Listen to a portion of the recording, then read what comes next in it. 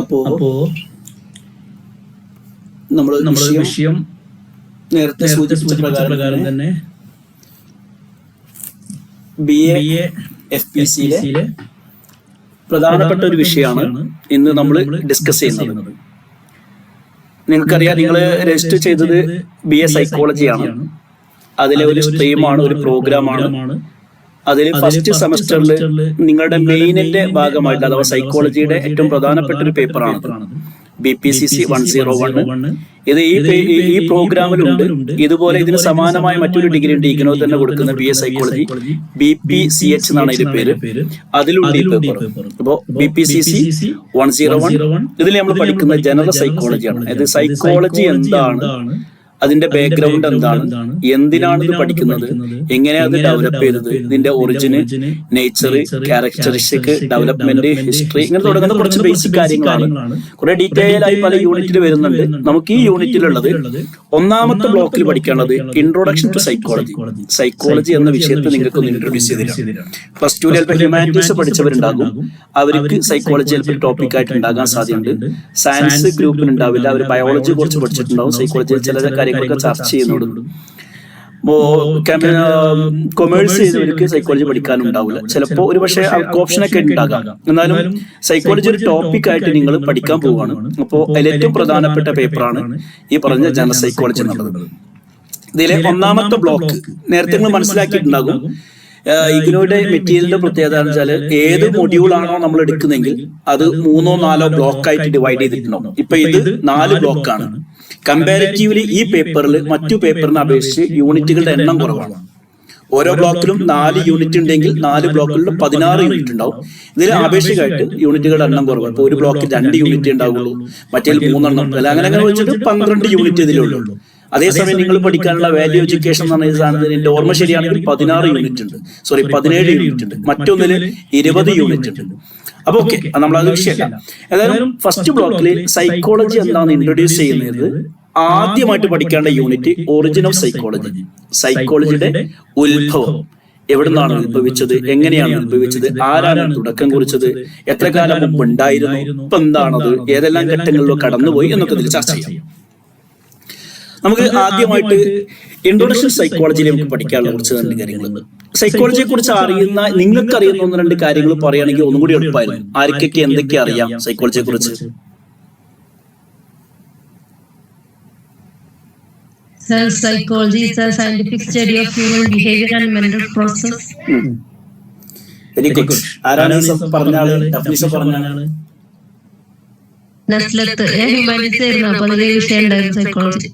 അപ്പൊ നിങ്ങൾ തന്നെ ക്ലാസ് എടുത്താൽ ഇനി കുട്ടികൾക്ക്. നസ്ല പറഞ്ഞത് മോഡേൺ ഡെഫിനിഷനാണ് സൈക്കോളജിയുടെ. ഇപ്പോ നമ്മൾ സൈക്കോളജിക്ക് പറയുന്ന ഡെഫിനിഷനാണ്, കറക്റ്റ് ആണ്. ഓക്കെ, എന്താ പറയുന്നത്? ഹ്യൂമൻ ബിഹേവിയർ, അതാണ് പഠിക്കാനുള്ളത്. പിന്നെന്താ ഉള്ളത്? മെന്റൽ പ്രോസസ്സുകൾ, അതും ഇത് രണ്ടുമാണ് പഠിക്കാനുള്ളത്.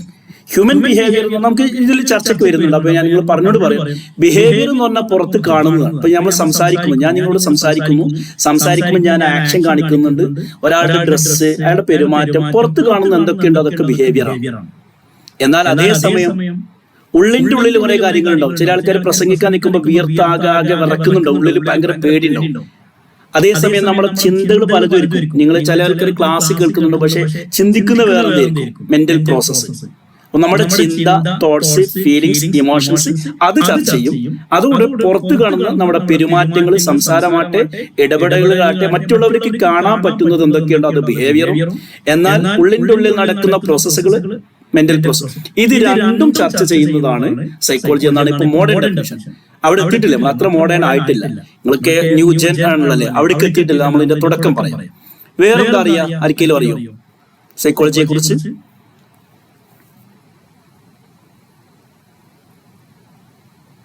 ഇല്ലെങ്കിൽ ഞാൻ പറയാം. സൈക്കോളജി എന്ന് പറഞ്ഞാൽ 2 വേർഡാണ്, സൈക്കി പ്ലസ് ലോഗോസ്. എന്താണ്? സൈക്കേ അല്ലെങ്കിൽ psyche, PSYCHE plus logo. Psyche എന്ന് പറഞ്ഞാൽ മനസ്സ്, മൈൻഡ് എന്നതാണ്. ലോഗോസ് എന്ന് പറഞ്ഞാൽ സ്റ്റഡി, സയന്റിഫിക് സ്റ്റഡി എന്നാണ്. അപ്പോ സൈക്കോളജിയുടെ ഡെഫിനേഷൻ എന്തായിരിക്കും? Scientific study about mind. ഇങ്ങനെ നമുക്ക് പറയാം. ഗ്രീക്ക് ലാറ്റിൻ വേർഡിലൊക്കെ പണ്ട് ഉപയോഗിച്ചിരുന്ന വാക്കാണ്. അതാണ് അവിടെ നിന്നാണ് ഇതിന്റെ ഉത്ഭവം. ഓക്കെ, അപ്പോ സയന്റിഫിക് സ്റ്റഡി അബൌട്ട് മൈൻഡ് എന്നാണ് ഇതിന് നമുക്ക് പറയാൻ പറ്റുന്ന ഡെഫിനേഷൻ. അപ്പൊ അതിപ്പോ സ്വീകാര്യമല്ല. ഇന്ന് ഇപ്പോഴത്തെ കാലത്ത് അത് സ്വീകാര്യം. എന്താ കാരണം നമുക്ക് പഠിക്കാം. എന്നാലും സൈക്കോളജിയെ കുറിച്ച് നമ്മളോട് psychology studies behaviour and mental process. എന്താണ് പഠിക്കുന്നത്? ബിഹേവിയർ പഠിക്കുന്നു, മെന്റൽ പ്രോസസ് പഠിക്കുന്നു. അതാണ് ആകെ തുക ഉള്ളത്. സൈക്കോളജി എന്ന് പറഞ്ഞാൽ ആൾക്കാരുടെ പെരുമാറ്റങ്ങൾ. നമ്മുടെ വീട്ടില് 10 ആൾക്കാരുണ്ടെങ്കിൽ 10 ആളും 10 രൂപത്തിലായിരിക്കും പെരുമാറുക. ചില ആൾക്കാരുടെ എത്ര പറഞ്ഞാൽ അത്ര വലിയ മാറ്റം. ചിലർക്ക് ചെറിയൊരു വിഷയം മതി, അത് പെട്രോളിലൊക്കെ സ്പാർക്ക് ഇട്ട് മതി, ആളിക്കത്യാക പ്രശ്നങ്ങളായിരിക്കും. അല്ലെ, കുന്നു കുലുങ്ങിയാലും കുഞ്ഞാത്ത ഒരുങ്ങൂലാർന്നായിരിക്കാറുണ്ട്. എത്ര പറഞ്ഞാലും ഒരു മാറ്റമില്ലാത്തവര്. അവ ചെറിയ ചെറിയ കാര്യങ്ങൾക്ക് ചൂടാവുകയും ദേഷ്യം പിടിക്കുകയും എത്ര തന്നെ ചൂടാക്കിയാലും ചൂടാവാത്തവരും. അപ്പൊ ചെറിയ കാര്യത്തിന് ടെൻഷൻ അടിക്കുന്നവരുണ്ടാവും, ചെറിയ കാര്യത്തിന് തെറ്റുന്നവരുണ്ടാകും. അതൊക്കെ അവരുടെ പെരുമാറ്റങ്ങളാണ്. അങ്ങനെ പെരുമാറാൻ അവരെ ചിന്തിപ്പിക്കുന്ന ചില ഘടകങ്ങളുണ്ട്. അപ്പോൾ ചിന്ത, പ്രോസസ്, ഇമോഷൻസ്, ഫീലിങ്സ്, പുറത്ത് കാണുന്ന ആക്ഷൻസ് ആൻഡ് ബിഹേവിയർ, ഇതൊക്കെ പഠിക്കുന്നതാണ് സൈക്കോളജി. പൊതുവെ നമ്മൾ മനസ്സിലാക്കിയ സൈക്കോളജി പറഞ്ഞ മനഃശാസ്ത്രം, മനസ്സ് പഠിക്കലേ, അയാളെ നമ്മുടെ മനസ്സിൽ കയറുന്നിട്ട് നമ്മുടെ കാര്യങ്ങളൊക്കെ കള്ളന്മാര് കക്കണാരി കക്കുന്നുണ്ടാകും എന്നാണ് ധാരണ. അങ്ങനെയല്ല, മറിച്ച് എന്താണ് സൈക്കോളജി എന്ന് പറഞ്ഞാൽ study about behaviour and mental process. ആ ഡെഫിനിഷൻ പഠിക്കണം. Scientific study about behaviour and mental process.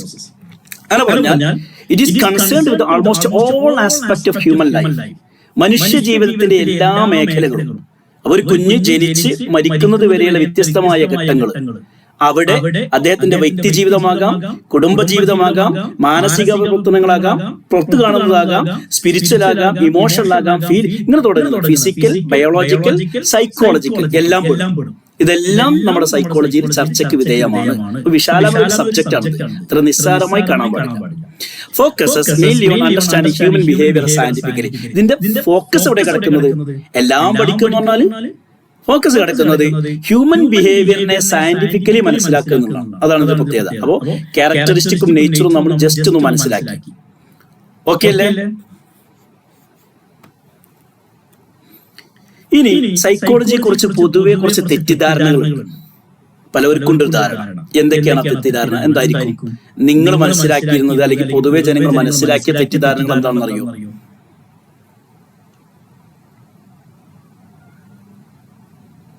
ആർക്കില്ല, അങ്ങനെ ഒരു ധാരണയെ ഇല്ലല്ലേ നമുക്ക്? പറഞ്ഞോളൂ. ആർക്കെങ്കിലും അങ്ങനെ തെറ്റിദ്ധാരണ ഉണ്ടോ? അല്ലെങ്കിൽ നമ്മുടെ അയൽവാസി, നമ്മളൊപ്പം പഠിച്ചാക്ക് എന്റെ വീട്ടിലൊരാൾക്ക് തെറ്റിദ്ധാരണ ഉണ്ട് എന്ന് പറഞ്ഞിട്ട് അതിന് എന്തെങ്കിലും പറയാനുണ്ടോ? എന്റെ വീട്ടിൽ കുളിച്ച് കഴിഞ്ഞാൽ അവരിപ്പോ പറയും, അങ്ങനെ ഞങ്ങൾക്ക് ഇങ്ങനെ തെറ്റിദ്ധാരണ ഉണ്ടോ? നിങ്ങൾക്ക് ആർക്കെങ്കിലും ഉണ്ടോ സൈക്കോളജിയെ കുറിച്ചുള്ള? ഈ 3 കാര്യങ്ങളാണ് സൈക്കോളജി. നിങ്ങൾ മെറ്റീരിയൽ പഠിക്കാനുള്ള കാര്യങ്ങളാണ് കേട്ടോ. സൈക്കോളജിയെ കുറിച്ചുള്ള പൊതുവെയുള്ള തെറ്റായ ധാരണകൾ. ഒന്ന്, it deals only with abnormal people. അങ്ങനൊരു ധാരണ പൊതുവെ.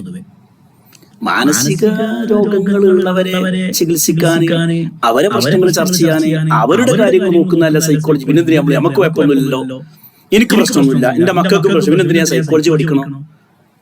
അത് മാനസിക രോഗികളെ കൈകാര്യം ചെയ്യാനുള്ള സാധനമാണ്, അല്ലാതെ നോർമൽ എന്നൊരു ധാരണ ഉണ്ട്. അങ്ങനെയല്ല സൈക്കോളജി. മനസ്സിലായോ? അങ്ങനെ ധാരണ ആരെങ്കിലും വെച്ച് പുലർത്തുന്നെങ്കിൽ തെറ്റാണ്. അപ്പൊ മാനസിക രോഗങ്ങൾ മാത്രമല്ല അത് പഠിക്കാനുള്ളതാണ് എന്നൊരു ധാരണ അല്ല. ഓൺലി വിത്ത് അബ്നോർമൽ പീപ്പിൾ, അത് ശരിയല്ല. രണ്ടാമത്തെ എന്താണ്? സൈക്കോളജിസ്റ്റ് എന്ന് പറഞ്ഞാല് മനുഷ്യന്റെ മനസ്സൊക്കെ വായിക്കാൻ പറ്റും. നമ്മൾ ഇങ്ങനെ നോക്കിയിട്ട് പുസ്തകത്തിൽ നോക്കുന്നവര്, സ്ക്രീനിൽ നോക്കുന്നവര്, ടി വിയിൽ നോക്കി കാര്യം മനസ്സിലാക്കണം. ഒരാളെ കാണുമ്പോഴൊക്കെ അതിന്റെ ഉള്ളിൽ അയാൾ എന്ത് ചിന്തിക്കുന്നു, അയാൾ എന്ത് വിചാരിക്കുന്നു, അയാൾ എന്താ പറയാൻ പോകുന്നത്, നാളെ അയാൾ എന്തൊക്കെ ചെയ്യും, ഇന്നലെ അയാൾ എന്ത് ചെയ്തിരുന്നു എന്നൊക്കെ പഠിക്കാൻ പറ്റുന്ന ഒരു ധാരണ പലർക്കുണ്ട്. അയാൾ സൈക്കോളജിസ്റ്റ് എന്നൊരു ധാരണ. അത് ശരി. അപ്പൊ എന്താണ്? ഒന്ന്, അബ്നോർമൽ പീപ്പിളിനെ മാത്രം കൈകാര്യം ചെയ്യുന്നു എന്നത് തെറ്റാണ്. അതുപോലെ മനുഷ്യന്റെ ഉള്ളിലുള്ള ചിന്തകളും വ്യവഹാരങ്ങളും ആലോചനകളും ഇതുള്ളിലൊക്കെ ചോർന്നെടുക്കാനും കുഴിന്നെടുക്കാനുള്ള കഴിവ് അവർക്ക് കിട്ടുന്നത് അതും തെറ്റാണ്. അങ്ങനെയില്ല. പിന്നെ മറ്റൊന്നാണ്, psychologist are same as astrologers, palmist. ഇങ്ങനെ ധാരണയുണ്ട് പലർക്കും. ഇനി ആസ്ട്രോളജി എന്നൊക്കെ പറയില്ലേ, ഹിന്ദു മിത്തോളജിയിലൊക്കെ കാണാറുണ്ട്. പണ്ട് അറബ്സിനൊക്കെ ഉണ്ടായിരുന്നു. ഇന്ന നക്ഷത്രം ഉദിച്ചു കഴിഞ്ഞാൽ ഇപ്പോഴും പറയാറുണ്ട് സുഹൈൽ എന്ന നക്ഷത്രം. സുഹൈൽ നക്ഷത്രം വന്നാൽ മഴ പെയ്യും, അല്ലെങ്കിൽ കാറ്റടിക്കുമ്പോൾ വെയിൽ വരും എന്നൊക്കെ പറഞ്ഞ ധാരണ എപ്പോഴും ഉണ്ട് അവർക്ക്. യൂറോപ്യൻസിന്റെ ആ സമയത്ത് പത്രത്തിൽ യൂറോപ്യൻസിന്റെ യുഎയിലൊക്കെ വരാറുണ്ട്, നമ്മൾ ഖത്തറിലും വരാറുണ്ട്. സുഹൈൽ നക്ഷത്രം പ്രത്യക്ഷപ്പെട്ടു, ഇനി കാറ്റടിക്കാൻ സാധ്യതയുണ്ട്. പണ്ട് അറബികൾക്കൊക്കെ ഒരു പ്രത്യേകത ഉണ്ടായിരുന്നു. ചില നക്ഷത്രങ്ങൾ ഇന്ന നക്ഷത്രമുള്ള സമയത്താണ് ജനിച്ചത്, അതുകൊണ്ട് ഇങ്ങനെ പ്രശ്നം ഉണ്ടാവും. ഹിന്ദു മിത്തോളജിയിൽ ഇപ്പോഴും ഉണ്ടെന്ന് തോന്നുന്നു. ഹോറോസ്കോപ്പ് എന്നൊക്കെ പറയും. സൈക്കോളജിക്കാരും അങ്ങനെ തന്നെയാണ് എന്നൊരു ധാരണ. അതായത് നക്ഷത്ര വാരഫലം നോക്കുന്ന, നക്ഷത്രങ്ങളുടെ ചലനങ്ങൾ നോക്കിയിട്ട് മനുഷ്യന്റെ സ്വഭാവം പെരുമാറും. കല്യാണത്തിന് പോലും അത് നോക്കാറുണ്ടെന്ന് തോന്നുന്നു. അത് നമ്മൾ അറബി ഇസ്ലാമിക് കോൺസെപ്റ്റിൽ കുഫു വെക്കുക എന്ന് പറയും. കല്യാണം കഴിക്കുമ്പോൾ ആണും പെണ്ണും ആ രണ്ട് വീട്ടുകാർ തമ്മിൽ അവരെ മതപരമായിട്ടോ വിശ്വാസപരമായിട്ട് സാമ്പത്തികമായിട്ട് ഇങ്ങനെ കുറെ കാര്യങ്ങൾ നോക്കാനുണ്ടല്ലോ. ഇതൊക്കെ ഒത്തുവരണം. ഇതേ പ്രകാരം മറ്റു മതക്കാർ പലവരും പല മാനദണ്ഡങ്ങൾ നോക്കുന്നത്. ഏതായിരുന്നാലും ആസ്ട്രോളജേഴ്സിന്റെ പോലെയാണ് സൈക്കോളജിസ്റ്റ് എന്നൊരു ധാരണ ഉണ്ട്. അങ്ങനെയല്ല. അതുപോലെ പാമിസ്റ്റ് എന്റെയൊക്കെ ചെറുപ്പത്തിൽ കണ്ടിരുന്നു, ഇപ്പം കണ്ടിട്ടില്ല. അത് കൈ നോക്കുന്ന ആൾക്കാർ, ഹസ്തരേഖ നോക്കുന്ന ഒരു തത്തമ്മയുമായിട്ട് ഒരു പെട്ടിയിലാക്കി കൊണ്ടുവന്ന് കുറെ ചീട്ടുകൾ ഇട്ടിട്ട് തത്തമ്മ ഒന്ന് കൊത്തിയെടുക്കും. എന്നിട്ട് അതിനെ കുറിച്ച് ഇങ്ങനെ പറയും. ആ കൊത്തിയെടുത്ത ഷീറ്റിൽ എന്താണെങ്കിൽ അതനുസരിച്ച് ഇയാളെ കുറിച്ച് ഇങ്ങനെ പറയും. ആ വീട്ടുകാരെ കുറിച്ച്, ഉമ്മാനെ കുറിച്ച്, വാപ്പാനെ കുറിച്ച്, മക്കളെ കുറിച്ചൊക്കെ പറയും. ഇതേ പ്രകാരം സൈക്കോളജി എന്നൊരു ധാരണ ഉണ്ട്. അതുമല്ല. അപ്പൊ കൈനോട്ടക്കാര് അവരെ പോലെയാണ്, എന്തൊക്കെയോ പറയുന്ന രേഖകൾ നോക്കി പറയുന്നവരാണ് സൈക്കോളജിസ്റ്റ് എന്ന ധാരണ തെറ്റാണ്. ആസ്ട്രോളജിസ്റ്റിനെ പോലെ തെറ്റാണ്. പിന്നെ ന്യൂമറിക്ക് ചൈനക്കാർക്കൊക്കെ ഉണ്ട് ചില നമ്പറിൽ വിശ്വാസം. ചൈനയിലെ ചില നമ്പറുകൾ 8, അവര് വണ്ടിയുടെ ബോർഡൊക്കെ എടുക്കുമ്പോൾ നമ്പർ പ്ലേറ്റ് ഒക്കെ എടുക്കുമ്പോൾ 8 എടുക്കും. കാരണം എഴുതി അവസാനം മേലോട്ടാ വരുന്നത്. മേലോട്ട് വരുന്ന സാധനങ്ങളൊക്കെ ഭയങ്കര പുണ്യമുള്ളതും സാമ്പത്തിക വളർച്ച ഉണ്ടാകുന്നതും ഉന്മേഷം ഉണ്ടാകുന്നൊക്കെ ഒരു ധാരണ അവർക്കുണ്ട്. അമേരിക്കക്കാർക്കുണ്ട് ചില നമ്പർ. അവർ ഹോട്ടലിലൊക്കെ നമ്പർ ഇടുന്ന സമയത്ത് ചില നമ്പർ ഒഴിവാക്കും. ഏതാ നമ്പർ ഓർമ്മല്ല. അപ്പൊ ന്യൂമർ ചില നമ്പറുകൾ ആസ്ട്രോളജിസ്റ്റ് പാമിസ്റ്റുകളെ പോലെയുള്ള ചില ഒരു തരം ആൾക്കാരാണ് സൈക്കോളജിസ്റ്റ് എന്നൊരു ധാരണ. അത് മൂന്നും തെറ്റാണ്. അപ്പൊ എന്താണ്? ഒന്ന്, സൈക്കോളജി എന്ന് പറഞ്ഞാൽ അബ്നോർമൽ ബിഹേവിയർ, അബ്നോർമൽ പീപ്പിളെ കൈകാര്യം ചെയ്യാനും പഠിക്കാനുള്ള ധാരണ, it is wrong. Second one എന്താണ്? ഇവര് മൈൻഡ് റീഡ് ചെയ്യുന്നു. മറ്റൊരാളുടെ മനസ്സ് അയാൾ അറിയാതെ വായിച്ചെടുക്കുന്നു. അയാളുടെ മനസ്സിലുള്ള ചിന്തകളൊക്കെ ഊഹിക്കാനും മനസ്സിലാക്കാനും ചിന്തിക്കാനും കൺട്രോൾ ചെയ്യാൻ പോലും കഴിയുമെന്നൊരു ധാരണ ഉണ്ട്. അതും തെറ്റാണ്. അതുപോലെ ഇവര് പാമിസ്റ്റുകളെ പോലെ, ആസ്ട്രോളജിസ്റ്റിനെ പോലെ, ന്യൂമറീഷ്യൻസിനെ പോലെയാണ് എന്നൊരു ധാരണ, അതും തെറ്റാണ്. ഇത് സൈക്കോളജിയിൽ പൊതുവെയുള്ള തെറ്റായ ധാരണകളാണ്. പലപ്പോഴും പാരഗ്രാഫ് ക്വസ്റ്റ്യനിൽ വരാൻ സാധ്യതയുള്ളതാണ്, ഓർത്തിരിക്കുക. അടുത്തത് പിന്നെ സൈക്കോളജി പഠിക്കുമ്പോൾ മറ്റൊരു കാര്യം, ഒരു ടെർമിനോളജിയാണ്. നിങ്ങൾ മനസ്സിലാക്കേണ്ട ഒരു കോൺസെപ്റ്റ് ആണ് സ്യൂഡോ സൈക്കോളജി. സ്യൂഡോ സൈക്കോളജി പറയുമ്പോൾ അപ്പോൾ തണുത്ത സൈക്കോളജി അപ്പുറം ഉണ്ടെന്നാണ്. ചൂടുള്ള സൈക്കോളജി, തണുത്ത അങ്ങനെയാണോ? എന്താണ് സ്യൂഡോ സൈക്കോളജി കൊണ്ട് മനസ്സിലാക്കിയത്? നിങ്ങൾക്ക് മനസ്സിലാകുന്നത് എന്താണ്? നിങ്ങളുടെ ധാരണ എന്താ സ്യൂഡോ സൈക്കോളജി പറഞ്ഞാൽ? എന്തായിരിക്കും? ആർക്കെങ്കിലും അറിയോ?